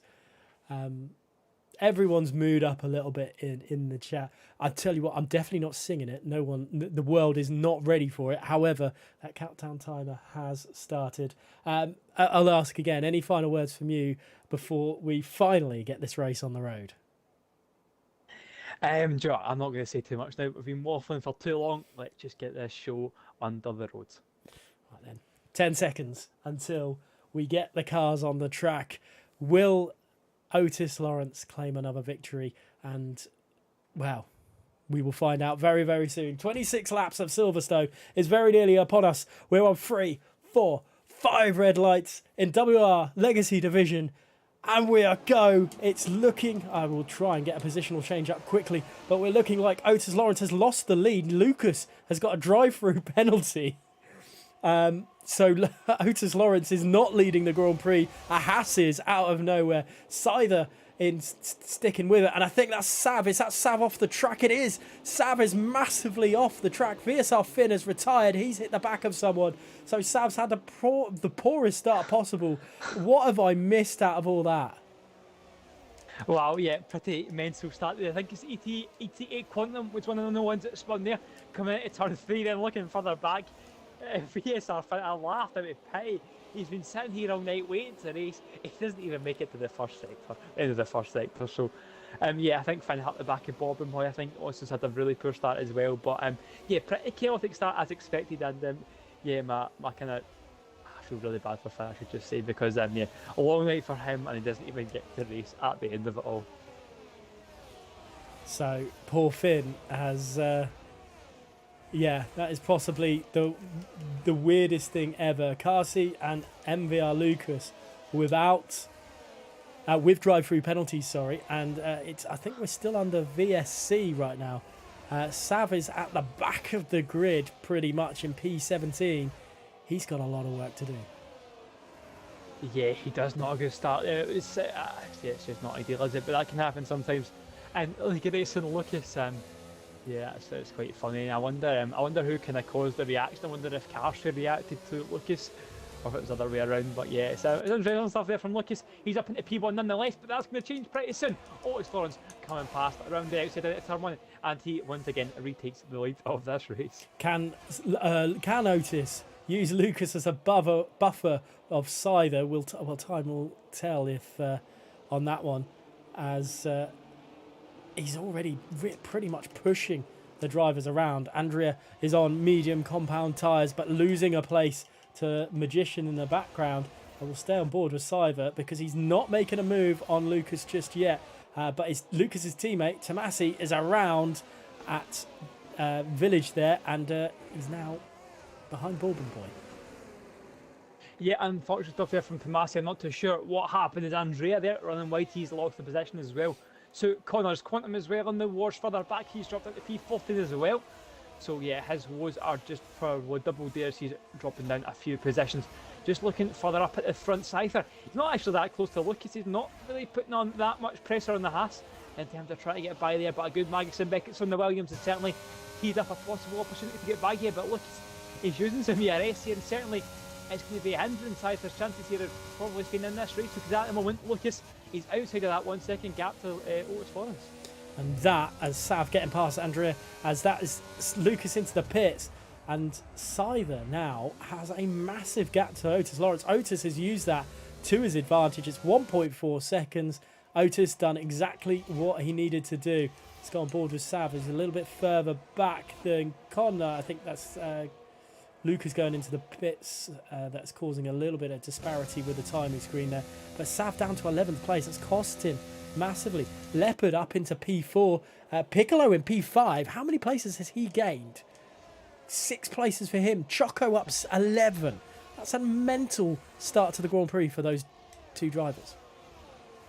Yeah, it certainly is. Choco done a fantastic job as well. Bartek Fraz up 7 as well, so with ERL Connor, so just kind of showed you there. As much as a few drivers having dreadful starts, a few people have certainly benefited from that. And yeah, good stuff there from Choco.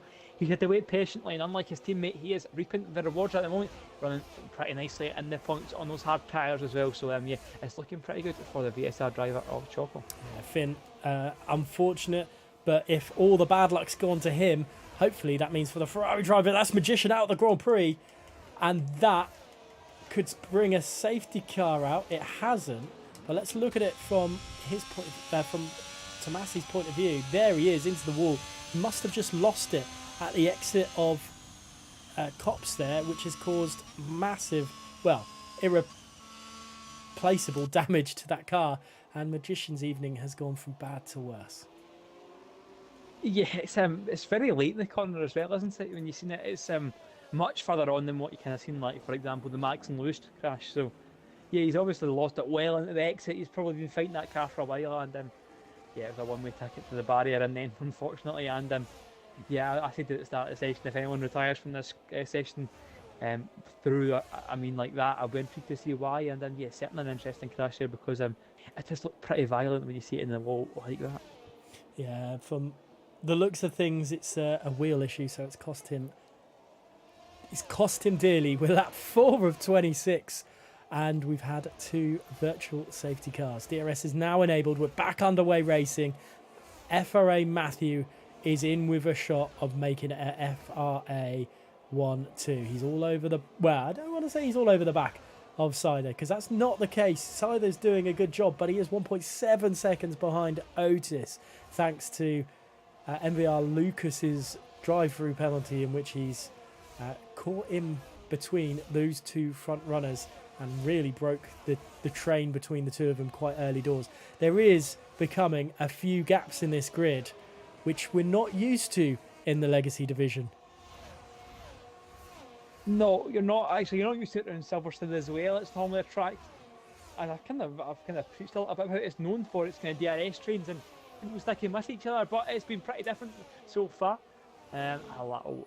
Gaggles everywhere. Obviously, the pretty chaotic start never helped with that, but yeah, for the most part, the grid is really split up. I think the only real gaggle is this battle for second place, with ranging from Cypher all the way down to Choco. But other than that, I say Choco all the way down just to Piccolo. It's the top, second, third, fourth, and fifth are with each other. And other than that, everyone else is kind of in no man's land.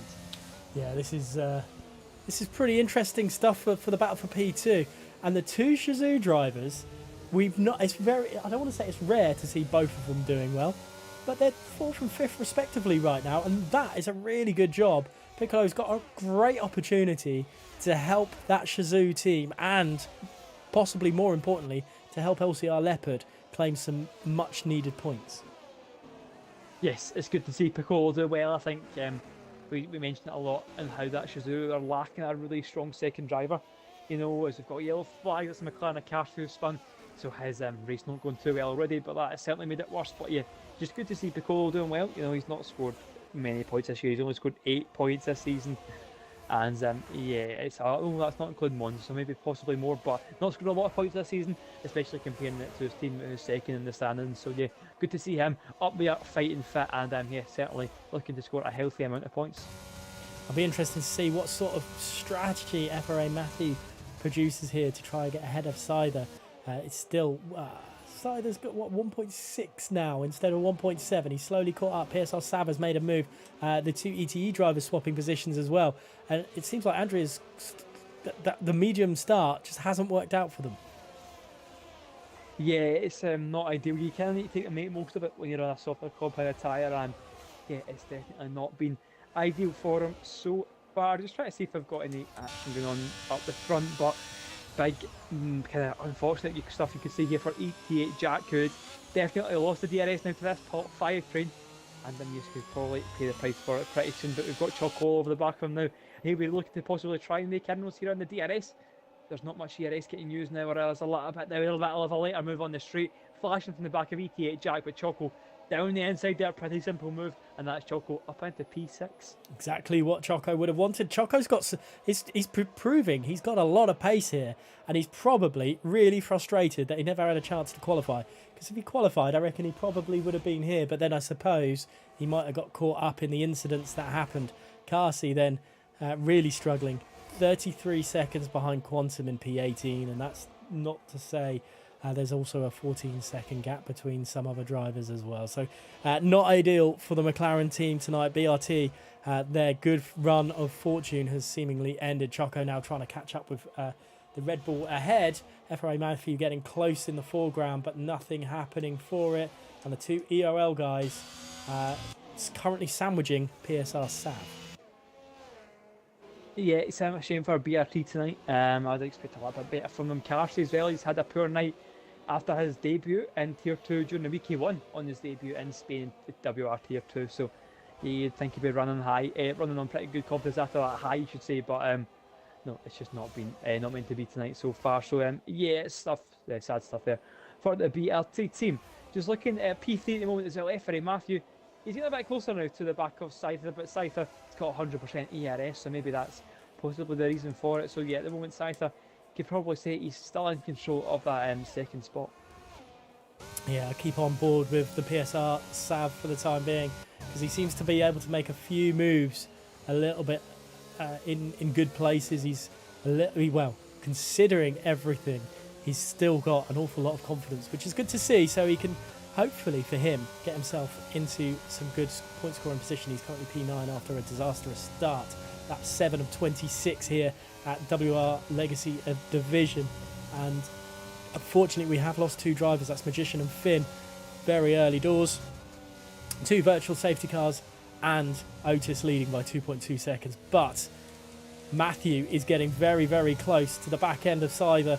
And look at that. The move is done. Scyther has let him go, as it took me an age to get onto that. And as PSR Sav also gets right Bartak. So let's stay on board with the leaders, as Scyther, I'm sure, is going to try and capitalise with his full ERS deployment. Yes, I think we'll probably see Scyther go for a move pretty soon. I'm not sure if he's quicker or not, but I think maybe he's happy to sit behind track position. It isn't hugely important in this sense in terms of being P2 or P3. It doesn't really make a whole lot of difference as long as Scyther can still stay within the DRS or Matthew. Then there is probably not too much to worry about, but Matthew is trying to push at the moment. He is trying to see if he can close that gap to his teammate, but at the moment, Otis Lawrence, he is in a world of his own. Now, from memory from WR Tier 1, Matthew had a cracking race here. It was one of his best races of the season. So he's probably capable, he's probably carrying some of that confidence into this race. He knows he can perform well here. So it's 2.6 behind Otis Lawrence. But look at that. Mercedes, Williams, Red Bull. It's not very often you see something like that. No, it's not actually. It's pretty cool to see. But yeah, it's a shame for Sav at the moment, and that Williams just not really getting to help out his teammate. It's normally the main strength of PSR is having two driver roles up there, but Sav having that slightly poor start, or pretty poor start I could say, is definitely hampering that at the moment. But yeah, and he is definitely in no man's land as well. He's nowhere near really catching up to the drivers in front. He's 2 seconds off 88 Jack. So yeah, Sav, I should say, is a pretty lonely race at the moment. It looked like Leopard was going to have a go at Scyther at the inside of Stowe. Leopard's looking a little bit racy. I don't think he's going to allow Scyther to get comfortable behind Matthew. I think Leopard is going to try and show that he's got the possibility of getting himself into the top of this battle right now. Otis Lawrence has brought it to nearly 3 seconds. DRS open for Scyther as they come down the Wellington Straight. Is there going to be enough about Leopard this time around? It's just a little bit too short, but Leopard is looking very racy. Yeah, he is. He's all over the back from there, and you can just see it now. Coming through Luff, he's all over the back of the Williams, trying to open up the corner, try and get a better exit, and that's exactly what he's done. And probably putting a bit of pressure on this Williams, coming down the National Pit Straight, and going into Cobb's corner, you go, the Red Bull, he's going to go down the inside, you don't know what, see that one? Oh, they touch! The two of them, they've made contact! Alright, well, we've seen that one before, but Leopard, he risked a little bit too much there, and he certainly paid the price. Down at the P8 goes the Red Bull. Even further down to P9. I only had it from the broadcast camera, so I didn't see what sort of gap was left for him. But Scyther now a little bit freer from, well, one Red Bull. He's still got Piccolo behind him. And Piccolo's got a lot of work to do now. He's got Choco trying to get himself back. Choco has done a phenomenal job getting himself within the DRS to attack this battle. Yeah, he has. He's done well, Piccolo. He's just kept himself calm, stayed out of battles, and yeah, definitely looking good at the moment. Just want to quickly mention that Leopard move there. I think it's a little bit, it's not silly from Leopard, but it's definitely something you don't normally see. He risked a lot there going for that move. I don't think Scyther left him an awful lot of space, but you know what, when Leopard goes for a move like that, you're risking a lot, and yeah, unfortunately for Leopard, and unfortunately for this race, yeah, he's really hampered it there, and he's fallen down to P10. There was more contact. I'm not too sure, has he been involved in another instant perhaps, but no matter what it was, Leopard, his race went from bad to worse once again here.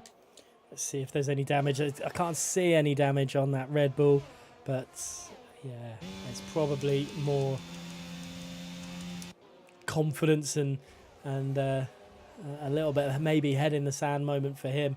But the battle for P2 is still there. Scyther 0.6 of a second behind FRA Matthew, who is now 3.3 seconds behind his teammate.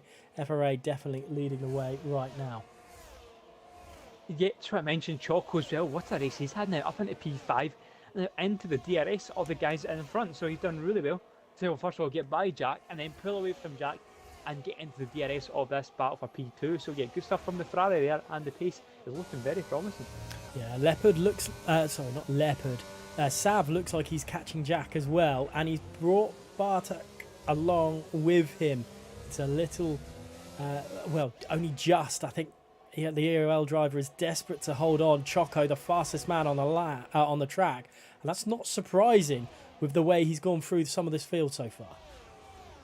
Yeah, he's been really good, and as you said, they were kicking him, say if he couldn't qualify because pace is really there, but you know, he's made up for it so far. And P5 trying to make up for the fact as well that he's a solo VSR man, but you know what, it's probably not the end of the world. VSR fights for P3 in the stands at the moment alongside Shazoo. These two, probably I say these two, and also Velox, but I'd probably say VSR and Team Shazoo are your two main contenders, but with Leopard having a bit of a shocker at the moment, it looks like it probably is just a one-car battle between these Red Bull and the Ferrari, and that is Piccolo and Choco respectively. Now, Scyther not able to mount attack on Matthew. He's been very quiet there, other than his incident with LCR Leopard, which is unlike Scyther, really. You know, we're used to him trying different things to, and maybe we will still see that tonight, but yeah, we're used to him being a little bit more forward thinking, front foot. Yeah, I agree with that. It's slightly lacklustre, I think, so far. Maybe that's just a pace thing. Maybe, yeah, it's the track. He's just maybe not as good around here. As we've got a yellow flag, that's Carsley once again. And yeah, he's off at the final corner. I'd be surprised if we've seen him retire there as he's getting laps as Lawrence. It's the fastest lap there as well for a good measure. So yeah, just reaffirming that dominance there as he's now extended that gap to 4.6 seconds at the front. Really, really impressive stuff there from the FRA man. Basically, he's just turned around. Whatever you can do, I can do better. And he has done on that occasion. Choco stuck behind the Red Bull, the Williams, and the FRA teammate of Matthew as well. 4.7 seconds, though. That's a cracking amount of time. Lap 12 of 26. So not quite halfway. The yellow flag for Carsey. And I can imagine he's probably going to retire at the end of this lap in the pit lane. He's not having the best of nights, and yeah, he will wish for better and hope Austria is kinder to him next week. Yeah, it's not easy, is it? You're waiting around that whole time and you have a bit of a tough night, so you just want to forget about one to just move on for, and yeah, he'll be looking, as you said, to bounce back in Austria. Just looking to see if we've got any battles starting to form. Bourbon Boy sticking about for the most part. He's looking pretty close behind DT8 past it at the moment. Bourbon Boy having that pretty poor start, but he's bounced back well and is looking to try and score some points at the moment. So just keep an eye on this Aston Martin, see if he can try and go for anything here past the with no DRS. So slightly like a sitting duck, you could say, on this hanger straight now, but as they come out of Maggots and Beckett's, there isn't really too much Bourbon Boy can do, and he's going to sit in P11 for the time being. Yeah, a little unfortunate for him. Sav has has caught up with Jack in P6 as well. I wonder if he can make a move on the Alfa Romeo driver as they come down through the second. And there we go. That is the McLaren driver saying enough is enough. He's not had the best of nights, unfortunately for him. We've lost both BRT drivers and Magician early on. We are now pretty much at the halfway stage of this WR Legacy Division race here tonight, and PSR Sav trying to get his way through the Alfa Romeo at the moment. There doesn't seem like any moves going on.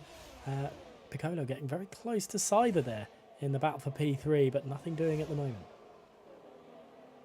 Yeah, nothing really happening between these guys. The DRS trainers and stuff, you know, they're all getting DRS off each other, I should say, which kind of means it's pretty hard to overtake if you're the likes of Piccolo trying to make a move on Cypher, or Choco trying to make a move on Piccolo, because that the DRS is just so powerful at points. So yeah, it does make it hard for these guys, and it can sometimes produce slightly stale racing at points.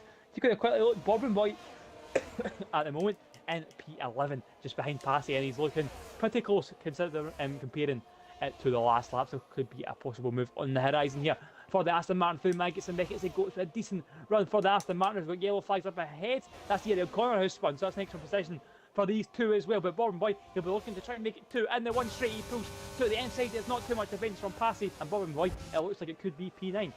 A little bit of wheel banging between the two of them, and it's cost Bobbin Boy having to go out wide a little bit. Connor making that mistake is absolutely crucial. And it has possibly, these two battling away, has possibly brought Leopard back into the swing of things. Leopard could still get some points now. Connor into the pit lane. Sav couldn't get past Jack. It looked like it was a sure thing as they were going down the hangar straight. But Sav just couldn't do anything about it on that occasion. Passy now has a lot of work to do. He's got to worry about trying to get back at Bourbon Boy, but also defend from Leopard behind. Connor is in the pits. He's onto a set of medium. I think the guys up front, I mean, at the moment, Otis and Matthew can probably double stack right now. Yeah, I think they can. I'm not too sure what the double stacking is like in terms of how much you need to leave, but yeah, it's quite impressive actually. And it just, yeah, wow, Otis Lawrence. I think this is one of the best races I've seen from him so far. He's just pulled away, and it's, you know, I've said that I've probably won so many times, but he's in a league of his own. He's just really dominant so far, and super impressive stuff at the moment, as well as teammate Matthew. He's looking good as well. He's looking very quick, a lot of pace on that car. The only one I'm concerned about at the moment is Piccolo.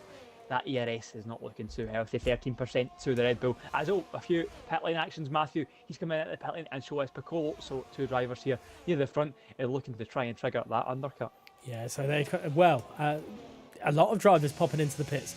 Will we see Passy? We do see Passy. Do we see Leopard? We don't see Leopard. So everything's all changed now. Let's go on board with Sider, who now has Choco for company right behind. Choco has not wasted any time getting close to the back end of that Williams car. Choco is showing some great pace tonight. This is very good to see if you're a Choco fan. Leopard now 1 second behind Bourbon Boy. That pit stop for whoever it was between the two of them, I can't remember. So I'm going to guess it was Passy. It was Passy between them. I think that's all left Leopard out to dry a little bit. But Choco doing his best to try make a move on Sider, and we'll wonder if it will come to anything. I think we've lost someone. That's MVR Lucas, who's around at Village, at Farm, I think. Yeah, that's tough stuff there from Lucas. I think he's run a pretty decent race, wasn't he? In the points, maybe just about. So yeah, he's running P10 before that spin. So down to P11 now, and that is definitely a few seconds lost from his race time there. That probably he didn't plan on having. Chocolate at the moment as well. Much as he's not going to make a move on Cypher, very impressive lap time here. He's right up behind. He's 7/10 behind in that DRS. Probably gaining a little bit of time here, so possibly an overcut could be on here for Choco on Piccolo, because yeah, these guys, remember, the guys in the mediums need to try and have a bit of time to warm up their tyres and things like that. So yeah, an overcut could be on here as Choco, Cypher and Otis Lawrence all dive into the pits. Let's see. Let's go on board with Piccolo. P9 currently, obviously waiting for other people to pit. Sav has decided to stay out. Let's see if PSR are going to play some weird games and maybe even stay out a little bit longer and see if a safety car comes out. We'll wait and see for that one for certain. Bulba Boy stays out, as well as LCR Leopard. They're going a little bit longer into this race on lap 16 of 26. Piccolo's just about to start his 16th lap. Will he jump any of those guys that he was behind? I think he's going to be in a little bit of trouble. Where's the Ferrari? He's behind the Ferrari now, and the pit stops have not been kind to him, but Scyther has not been able to get past Matthew. Yep, undercut, gone wrong there for Piccolo. Just maybe kind of reaffirming it, the pace of him just not there compared to these guys. So yeah, he's unfortunately lost that position, but happy days if you are Choco, getting in a position there up into a net P4. So just what I mentioned as well, Scyther just about staying on DRS and Matthew just out at the moment as well. Now 1.1 seconds is the gap as his tyres are trying to get warmed up there. So a masterclass there from Matthew in terms of doing that undercut, because not only has he managed to extend the gap, he's extended it more, that he's out of DRS now. So we get a huge lap there from Matthew and can really try and focus on trying to push away now for that P2. Here O'Connor has lost it at turn 3. That is not, turn 2. That's not exactly where you want to lose it. Actually, at any point, you don't want to lose it at all. Leopard staying out. He is.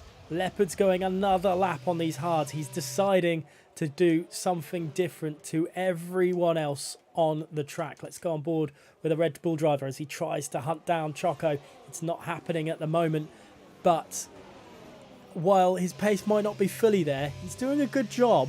I will give him that at keeping up with these guys. Yeah, he is. He's doing a very good job. He's just sticking in there in the bare minimum.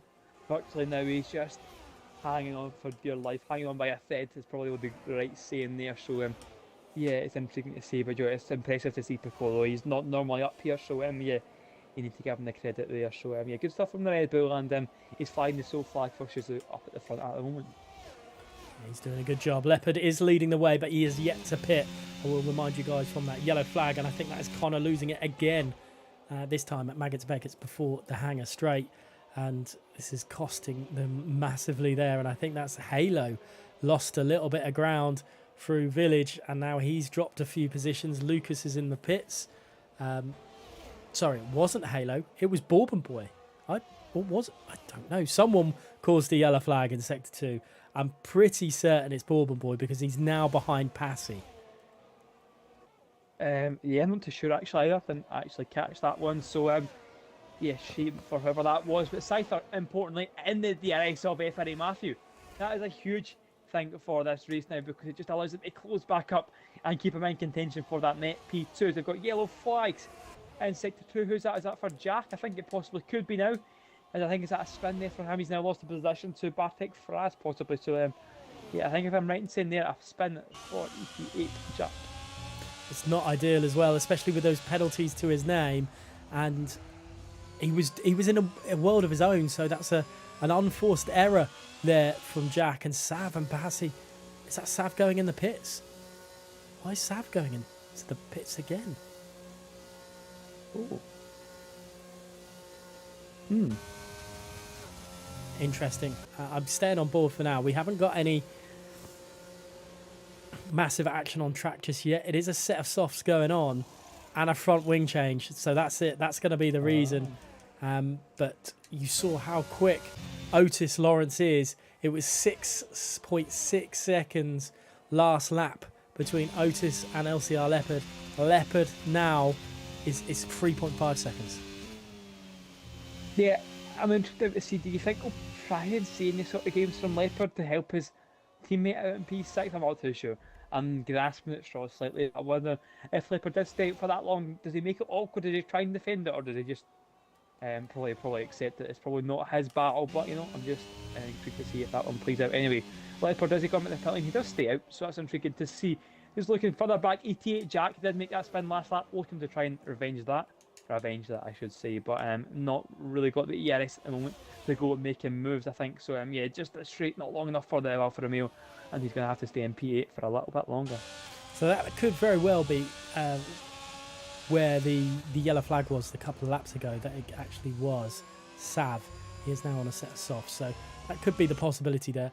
But Scyther back into the swing of things. They both, well, these three drivers, Matthew, Scyther and Choco, have left, have dropped Piccolo, and that now means that Red Bull driver has he's just got to hold on 8 seconds to Bartak behind, so he's and it could be one of his best results this season. Yeah, it definitely could be, and he's done well, Bartek Fraz. So far, I'm not too sure. I know Yarel have only scored 20 points this year, so a P7 finish, that's a big chunk of the overall points this year. So yeah, good stuff from him there as Connor. And the other Yarel camp has not had a good day down in P17 and bringing out some more yellow flags there. So yeah, tough day at the office for Connor. But another camp, it's been a pretty good show so far from Bartek Fraz. See what 88 Jack can do. Don't think we're going to see overtaking opportunities elsewhere from this. His ERS, however, is massively down. I'm surprised he just hasn't stick it in save and just sit behind Bartak for a little bit and then attack him in a few laps' time. But that hasn't been the case at the moment. He's trying his best to make the overtaking opportunity already. Yeah, he is. He's really trying to push at the moment, and we're intriguing to see if he can try and make that one work overtaking. It's been pretty scarce so far this race. I've not seen an awful lot of it, but I'm sure it'll start to kick off anytime soon. So, Choco in the Ferrari P5 obviously had that qualifying ban about him early doors. He's doing a really good job in that place right now. But let's go on board with LCR Leopard as Otis, as he's only 1.1 seconds behind LCR Leopard. Yeah, Joe, he's looking pretty close at the moment. The pace is looking good as well, and putting Leopard under a bit of pressure now. So I'm intrigued to see if there's any sort of defence from Leopard, but I really doubt it. I think Lawrence, it was just a simple move and a simple pass up into P1 as Ballroom Boy up into P9. There's ETA Passy is in the gravel facing the wrong way, and that is a real shame there from the ETE driver running really healthily in the points, but that could be a huge dent to his race. But he does come out still in the points, but with that 3-second time penalty, that could be points out of the window. Especially with Leopard doing what he's doing, but who is being disposed of by Otis Lawrence pretty easily there. And I do wonder if this man is going to go into the pits at all tonight. Where does he go? He stays out again. Is Leopard waiting for a safety car, or is he trying to get revenge on Cyber? I think he's just trying to hope it works. I think with the PSR Nick last week, we've seen do something similar, go out, hope there's a safety car, and then if he does, you're laughing. So I think that's possibly what Leopard is doing. And if it works, it's a masterclass. If not, you look a little bit silly. But it's worth a punt from Leopard, and certainly do rate the optimism from him. Choco still trying to find a way past Cider in the battle for P4. Passy then being dispatched by Tomasi. Tomasi in his first race in the Legacy Division a retirement from Passy. So Passy, I think, must have got damage from that spin. But Tomasi in points in his first race. That is, cracking news for him. Yeah, it's great to see that. A good weight to make an impact, and it looks pretty set in stone. He's 13 seconds behind Bourbon Boy in P9, but then also 6 seconds ahead of Andrea as well. So yeah, good stuff there from Tomasi. It's good to see him doing well. Bourbon Boy as well, he's sitting nicely in P9. He could be on for a nice chunky points as well, considering that instant he was caught up on at the start. So he'll be happy with how his race has panned out so far as well there. So yeah, nice to see Bourbon Boy and Tomasi doing very well respectively. Is there a pit yet for the Red Bull car? Finally Leopard pits. It's got to be a set of softs for him. Be interesting to see where he comes out in this chaos. It's likely to be P10, maybe P9. It really does depend on how far back Tomasi is in comparison, but Leopard finally pits. He could still get some points. He's going to be the fastest man on the track for certain on those softs. Sav down in 13th place, which is very much unlucky for some. But let's have a look. I could be wrong with my prediction. Is the Red Bull going to get out in front of Bourbon Boy? Is not. It's going to be quite far behind. So it's a very long pit stop here at Silverstone, and Leopard has a lot of work to do. Yeah, it's 4.6 seconds to Bourbon Boy. I think he can get that, but I think possibly P8 is probably certain today. I don't think he can. I don't see him going to get ETA Jacks. I think that's a little bit too far up the road But you never know. Leopard's pace is pretty good here tonight, one of the best on the grid. Combine that with soft tyres, he will be a serious threat. So yeah, keep an eye on Leopard, and he probably could bring us a little bit of entertainment near the end of this race. Choco again caught behind Sider and Matthew. Matthew just holding station well at the moment. Otis Lawrence 7.9 seconds in front of his FRA teammate, just controlling the race exactly how he wants to do, and that is what he needs to do at the end of the day for FRA. And this could be FRA's first 1-2 this season, if my memory serves me correctly. You're correct here. As much as FRA have been as dominant as they have been, not a 1-2 just yet. So it'd be pretty good to see that from the FRA standpoint, and it would probably just assert that dominance even more in this division, and just see that they are definitely not here to mess about. But it'd be also good from Matthews there on a personal standpoint. It's not been an easy season for him in the main league and in this, but it's just good to see that he has got the pace there. And yeah, I think from my point of view, probably one of the best races I've seen from Matthew as well. Been super consistent tonight, and yeah, really showing some great pace. So the battle for P2 is still heating up. Sider is possibly starting to turn the screw on Matthew, but Matthew is going to be desperate to hold on to that second place. But I'm pretty sure he'll be happy with any position on the podium. Matthew is 8.2 seconds behind the race leader and FRA's, well, feature head, I suppose, in Otis Lawrence. Yep, and Matthew's got a big few laps ahead of him here, because Scyther will definitely be coming at him all guns blazing. And yeah, with the fact that Matthew has no DRS, it could probably leave him slightly like a certain duck. That yellow flag's ERL corner is out to, or who's already been lapped, I should say. I just look at Scyther at the moment. He is closing to the back of FRA Matthew. Is he going to close him up to go for a move? I don't think so. He's already just sitting behind them. But Joe, he probably could have went for a move there if he wanted. But it definitely shows the Scyther, he's got the pace and the ability to make that move into P2. And also, maybe in the back of Sider's mind, he's going to be thinking of the incident between himself and Leopard. And maybe he's going to be a little bit more cautious behind it all. Piccolo's not fallen away as quickly as I thought he would to this battle for P2. So, one incident and he's still within a good chance. Yeah, absolutely. He's in a no man's land again. It's just like a few drivers in this grid. He's just sitting there nicely. He's not going to be challenging for P4, but he's not really getting under too much threat from P6 or Barthik Fraz. So, yeah, Piccolo, really good race from him so far. And as you say, it's just one instant away from her, or 1 or 2 instants away from him finding himself on that podium. Yeah, it's still the battle to watch, which is P2. Matthew, Sider and Choco are very much in there. PSR Sav getting a 5-second penalty for speeding in the pit lane. So I wonder if he's going to try and take the fastest lap point away from Leopard. Yeah, I think he possibly could. Just looking at P2 at the moment, Scyther, this could be possibly a move. He's all over the back of this Mercedes. And I think it could just start to kick off now, coming out of Magus and Nicky as they go onto the hangar straight. Scyther, he is in prime position now to take this P2 spot. Very Matthew, can he do anything about it, Scyther? He switches to the inside. I don't think Matthew's got a response, but he does brake later, or does Scyther just brake earlier there? He sits back and thinks better of that move, but that's going to allow Choco as well to try and get stuck in. But Choco as well, he really just doesn't have the legs there to go for that move there. But things are starting to get a little bit spicy now. Yellow flag, and that could be Connor again out at Stowe. And yeah, Scyther then looking like maybe that was tactical and waiting another lap, or maybe lap 26, or maybe FRA Matthew has done a wonderful job defending from the Williams man. Leopard is catching Bourbon Boy, but at the moment it's not as quickly as Leopard probably would have hoped. It's only 1.7 seconds with 2 laps remaining, but the battle is definitely very much heating up for P2.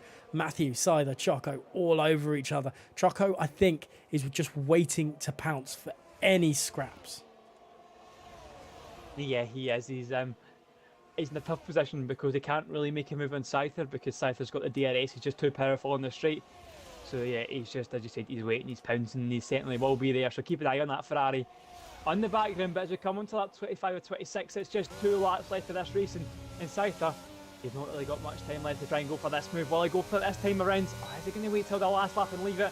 as late as possible. Matthews defending to the inside already. He knows it's coming, but can he stop Cypher? Is he coming round the outside now? He's got the DRS, he's got the speed as well. He's made himself up into P2 for Matthew. He's not really got much in response to him with 1 lap left. It's Cypher in prime position for this P2 spot. Is that tactical from Matthew though as well? We'll have to wait and see. It is the last lap of this race. These three gonna go battle hammer and tongs one more time. Leopard picking up a 3-second time penalty, costing him a 8th place finish tonight for certain. And Tomasi definitely going to hold on to that as well. I said that now. I might have just cursed him. But Cyther up into P2, Matthew P3, Choco P4. What has this race got in store for us? A little bit, I don't want to say weaving, but a little bit of moving there from Cyther to try and break any sort of toe from Matthew. Yes, it's interesting, isn't it? It's kind of like 26 laps build up to this one final moment. Cyther will know what's coming, Matthew will know he's going for it, and you've got Choco just sitting waiting patiently in the background. So yeah, just have a lap to go now, and it's still a lot to play for in terms of this podium positions. Matthew doesn't seem to be catching Cyther as quickly through from Cops to Maggots and Beckett's as much as Cyther did, vice versa, and this could be massively costly for FRA Matthew. He's 5/10 of a second behind Cyther. Cyther will be using everything. Matthew can't do anything about it. They're into Stowe, and Cyther stays ahead. Sav's the fastest man on the track. And is there any late darts for Matthew? There isn't, but it's all about that man, Otis Lawrence, taking victory. It's going to be not so much of a photo finish between these two, but Cyther second there, and Matthew in third. 4th place going to Choco. What a race for him. Incredible. Piccolo P5, Bartak in P6 then by the looks of things, and with penalties going to Jack. Where will he actually end up? Will Bourbon Boy jump him? He will. Bourbon Boy does jump him. Leopard will stay P9 there. If he didn't get that penalty, he would have finished P8. That's a little bit gutting there for Leopard. But Tomasi, his first race in the Legacy division, and he's got a point. Yeah, good stuff there from Tomasi. His teammate Lucas as well, coming home in P11. What a tough one for him and Ray as well on P12. I've got Halo coming home in P13, followed by Quantum in P14. Sav looking further back as well in P15. Penalties applied, changes it slightly as well. Just quite quickly mention Leopard as well. Tough race for him today. He was nearly got Bourbon Boy actually. It looked a bit different on the stream. He was so far back, but he nearly got him into Stowe. He forced him to defend. He tried to go around the outside, but just didn't quite work. Bourbon Boy, good defending, a good piece from him as well, but he managed to fend off Leopard. And Bourbon Boy done a great job as well there to get himself into P7. There we go. PSR Sav has yet to actually cross the line. There we go. Thank you, Sav. That is that done and dusted. And your finishing positions will come up very, very shortly. I'm going to ask early doors on this one. Who's your driver of the day? Because it's gone to Choco, but I've got 2 drivers in my mind. Oh, very interesting. No, I was probably going to give it to Choco, actually. I thought that was a really impressive drive from him today. Not only avoiding the lap 1 carnage, which can be so easily get caught up in, but also just the ability to try and then close back into that gap of the guys at the front. Maybe not quite having the pace there to go and challenge for a podium, but I think a P4 finish is very impressive considering they started all the way back in, I think, P17. I was going to, Piccolo. I can't. I'm finding it difficult to choose between the two, because you know what? I think that's probably the best result we've ever seen from Piccolo, but also Choco as well.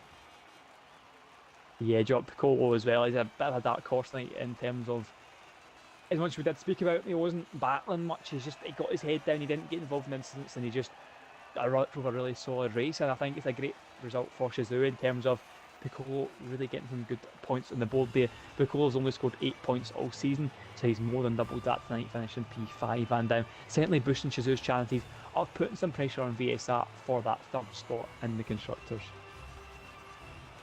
There we go then. That is that side of things. We will just have a quick look at the rounding out of the order on it, and then hopefully we'll have someone in, at least one person in for interviews. it's just obviously doing this lovely lobby thing right now. So to stop having a black screen, let's have a lovely purple WR Legacy Division screen. And that is something I've never seen before. I've never not had the standings come up. Have you got the standings?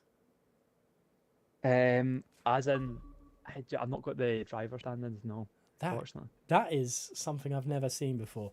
So very, very odd.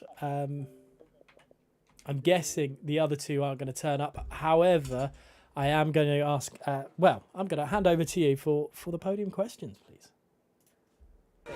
Matthew, it's P3 in the end. Congratulations, I should first of all start Thank with. you. But just talk us through with that race. How are you feeling after that one? Oh, I need to include my audio. That would help. No, it was a good race. I really enjoyed it, to be fair, even though it was a bit of a long wait. But pace was good. I had 2 warnings on the first 2 laps, so I had to make sure I didn't get another one. But no, I really enjoyed racing with Skila, but unfortunately at the end I didn't have the tires. Even that 1 lap over, it was just not enough grip. But no, I really enjoyed it, and GG to him and Otis, obviously, for the rest of the podiums. Yeah, just briefly mention that battle with Cypher. Obviously, hindsight's a wonderful thing, but looking back on it, is there anything that you'd have done differently in terms of the kind of the tactics on that battle with P2? I'm not sure there is anything else I could have done. Skeeter's obviously he's one of the best on Xbox, and trying to figure your way around him is obviously not the easiest. But no, I think I did my best today. I think P3 is great for myself, for confidence, and great point to the team.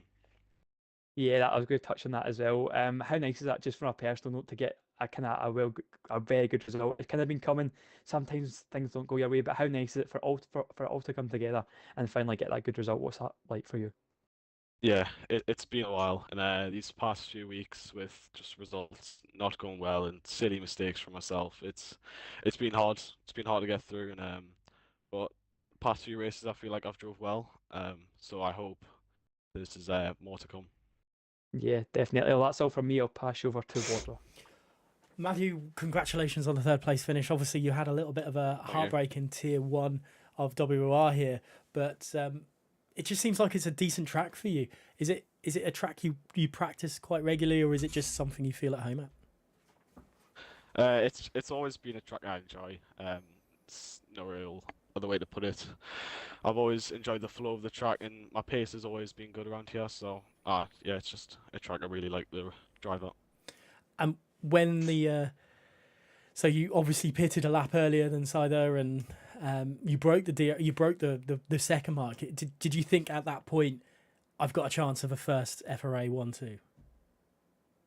It did pop up in my mind, yes, but I didn't want to push too hard on my ERS because I'd already pushed hard on my outlap to make sure the undercut was powerful. So if I had pushed too hard on the ERS and Skilas just came out of the pits, and you'll have a full battery maybe.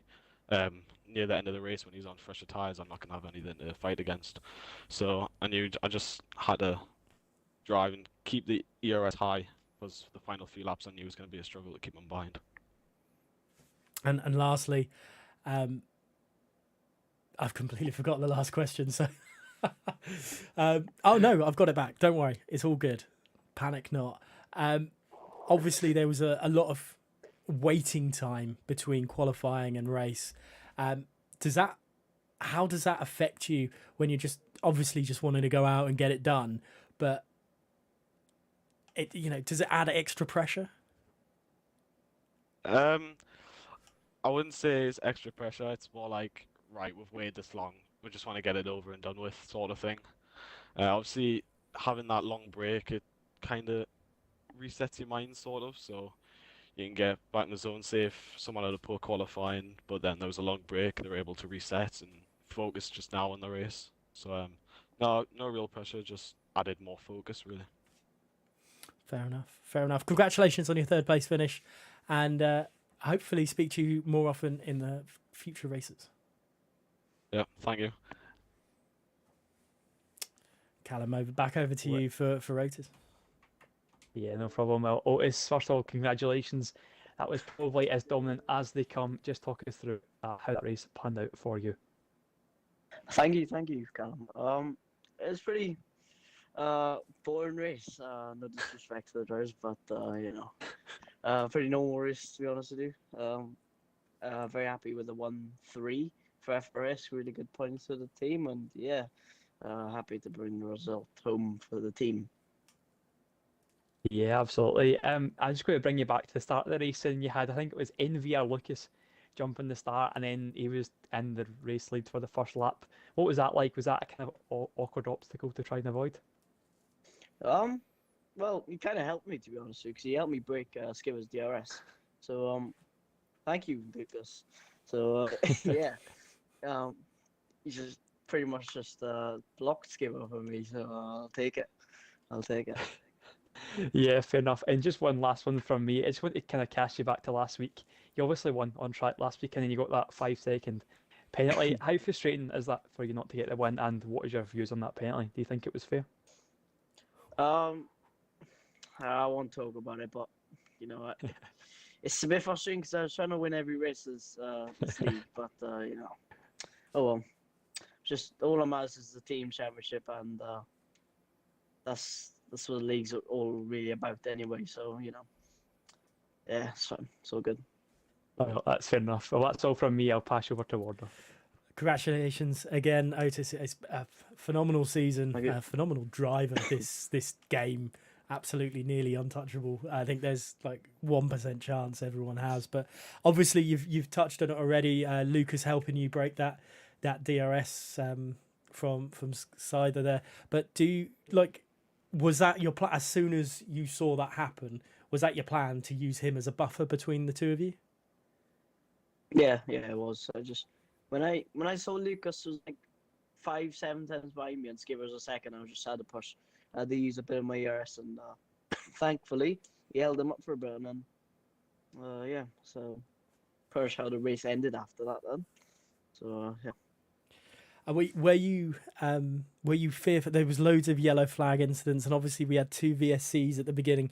Were you fearful that a safety car was going to come out and ruin all the hard work you had produced? I thought I'd spice it up a bit, but well, a little bit fearful, but I knew around Silverstone I had super low wings around this track, so well, not the hardest place to overtake, shall I say, with these wings I've got. So yeah, I wasn't that overly fearful, but a bit of anxiety, obviously, from the VSCs. Yeah, not too bad, to be honest. And then lastly, same question as I asked Matthew at the end. Obviously, it was a lot of time between the end of qualifying and the beginning of the race. Did that reinvigorate you to similarly to Matthew to get you full on racing and getting over and done with, or were you feeling a bit of pressure? To be honest with you, I just wanted it to go on straight away because I was literally bored, sat there. Full quali is very boring, and having to wait like another 20 minutes was even more boring. So it was a bit, well, you can get some time to focus, but it's a bit boring. So yeah, it's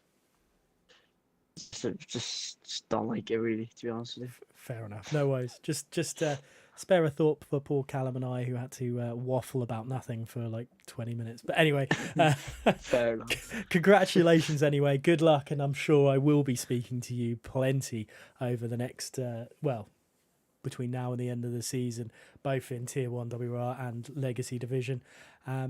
So yeah, congratulations. Thank you. Right then, Callum, that's been a very... I don't even know a word to describe that British Grand Prix, to be perfectly honest. It happened, is what happened. But I mean, highlights for yourself. I think probably the main one is going to be the leopard incident. It's probably a little bit uncharacteristic, I should say, to see leopard being caught up in moves like that. I think that's probably a big one, and also just Piccolo as well. A great result for him. You don't normally see him up there as well. So yeah, you could probably just talk about the tails of Shizu, and I think that's probably the main one to take out from tonight. Yeah, I think you're right there, and yeah, not the best night for some drivers, but we've seen some great cracking results, and Choco and Piccolo doing a phenomenal job, and seeing Matthew still showing the world that he's still got it, and not to write him off just yet. Yeah, so thank you again. For being able to waffle along with me in that middle part, waiting for the race to start, kind of. But until next week, we do have a little special event going on Monday night. For those of you who do not know, it's PSGL versus WOR on a cross-platform race, 10v10. It's going to be crazy. Monday night, all I can say is just tune in, because I think it's going to be an absolute cracker of a race. But for now, for myself and everyone behind the scenes at World, thank you for watching and sticking with us, and we'll see you next week.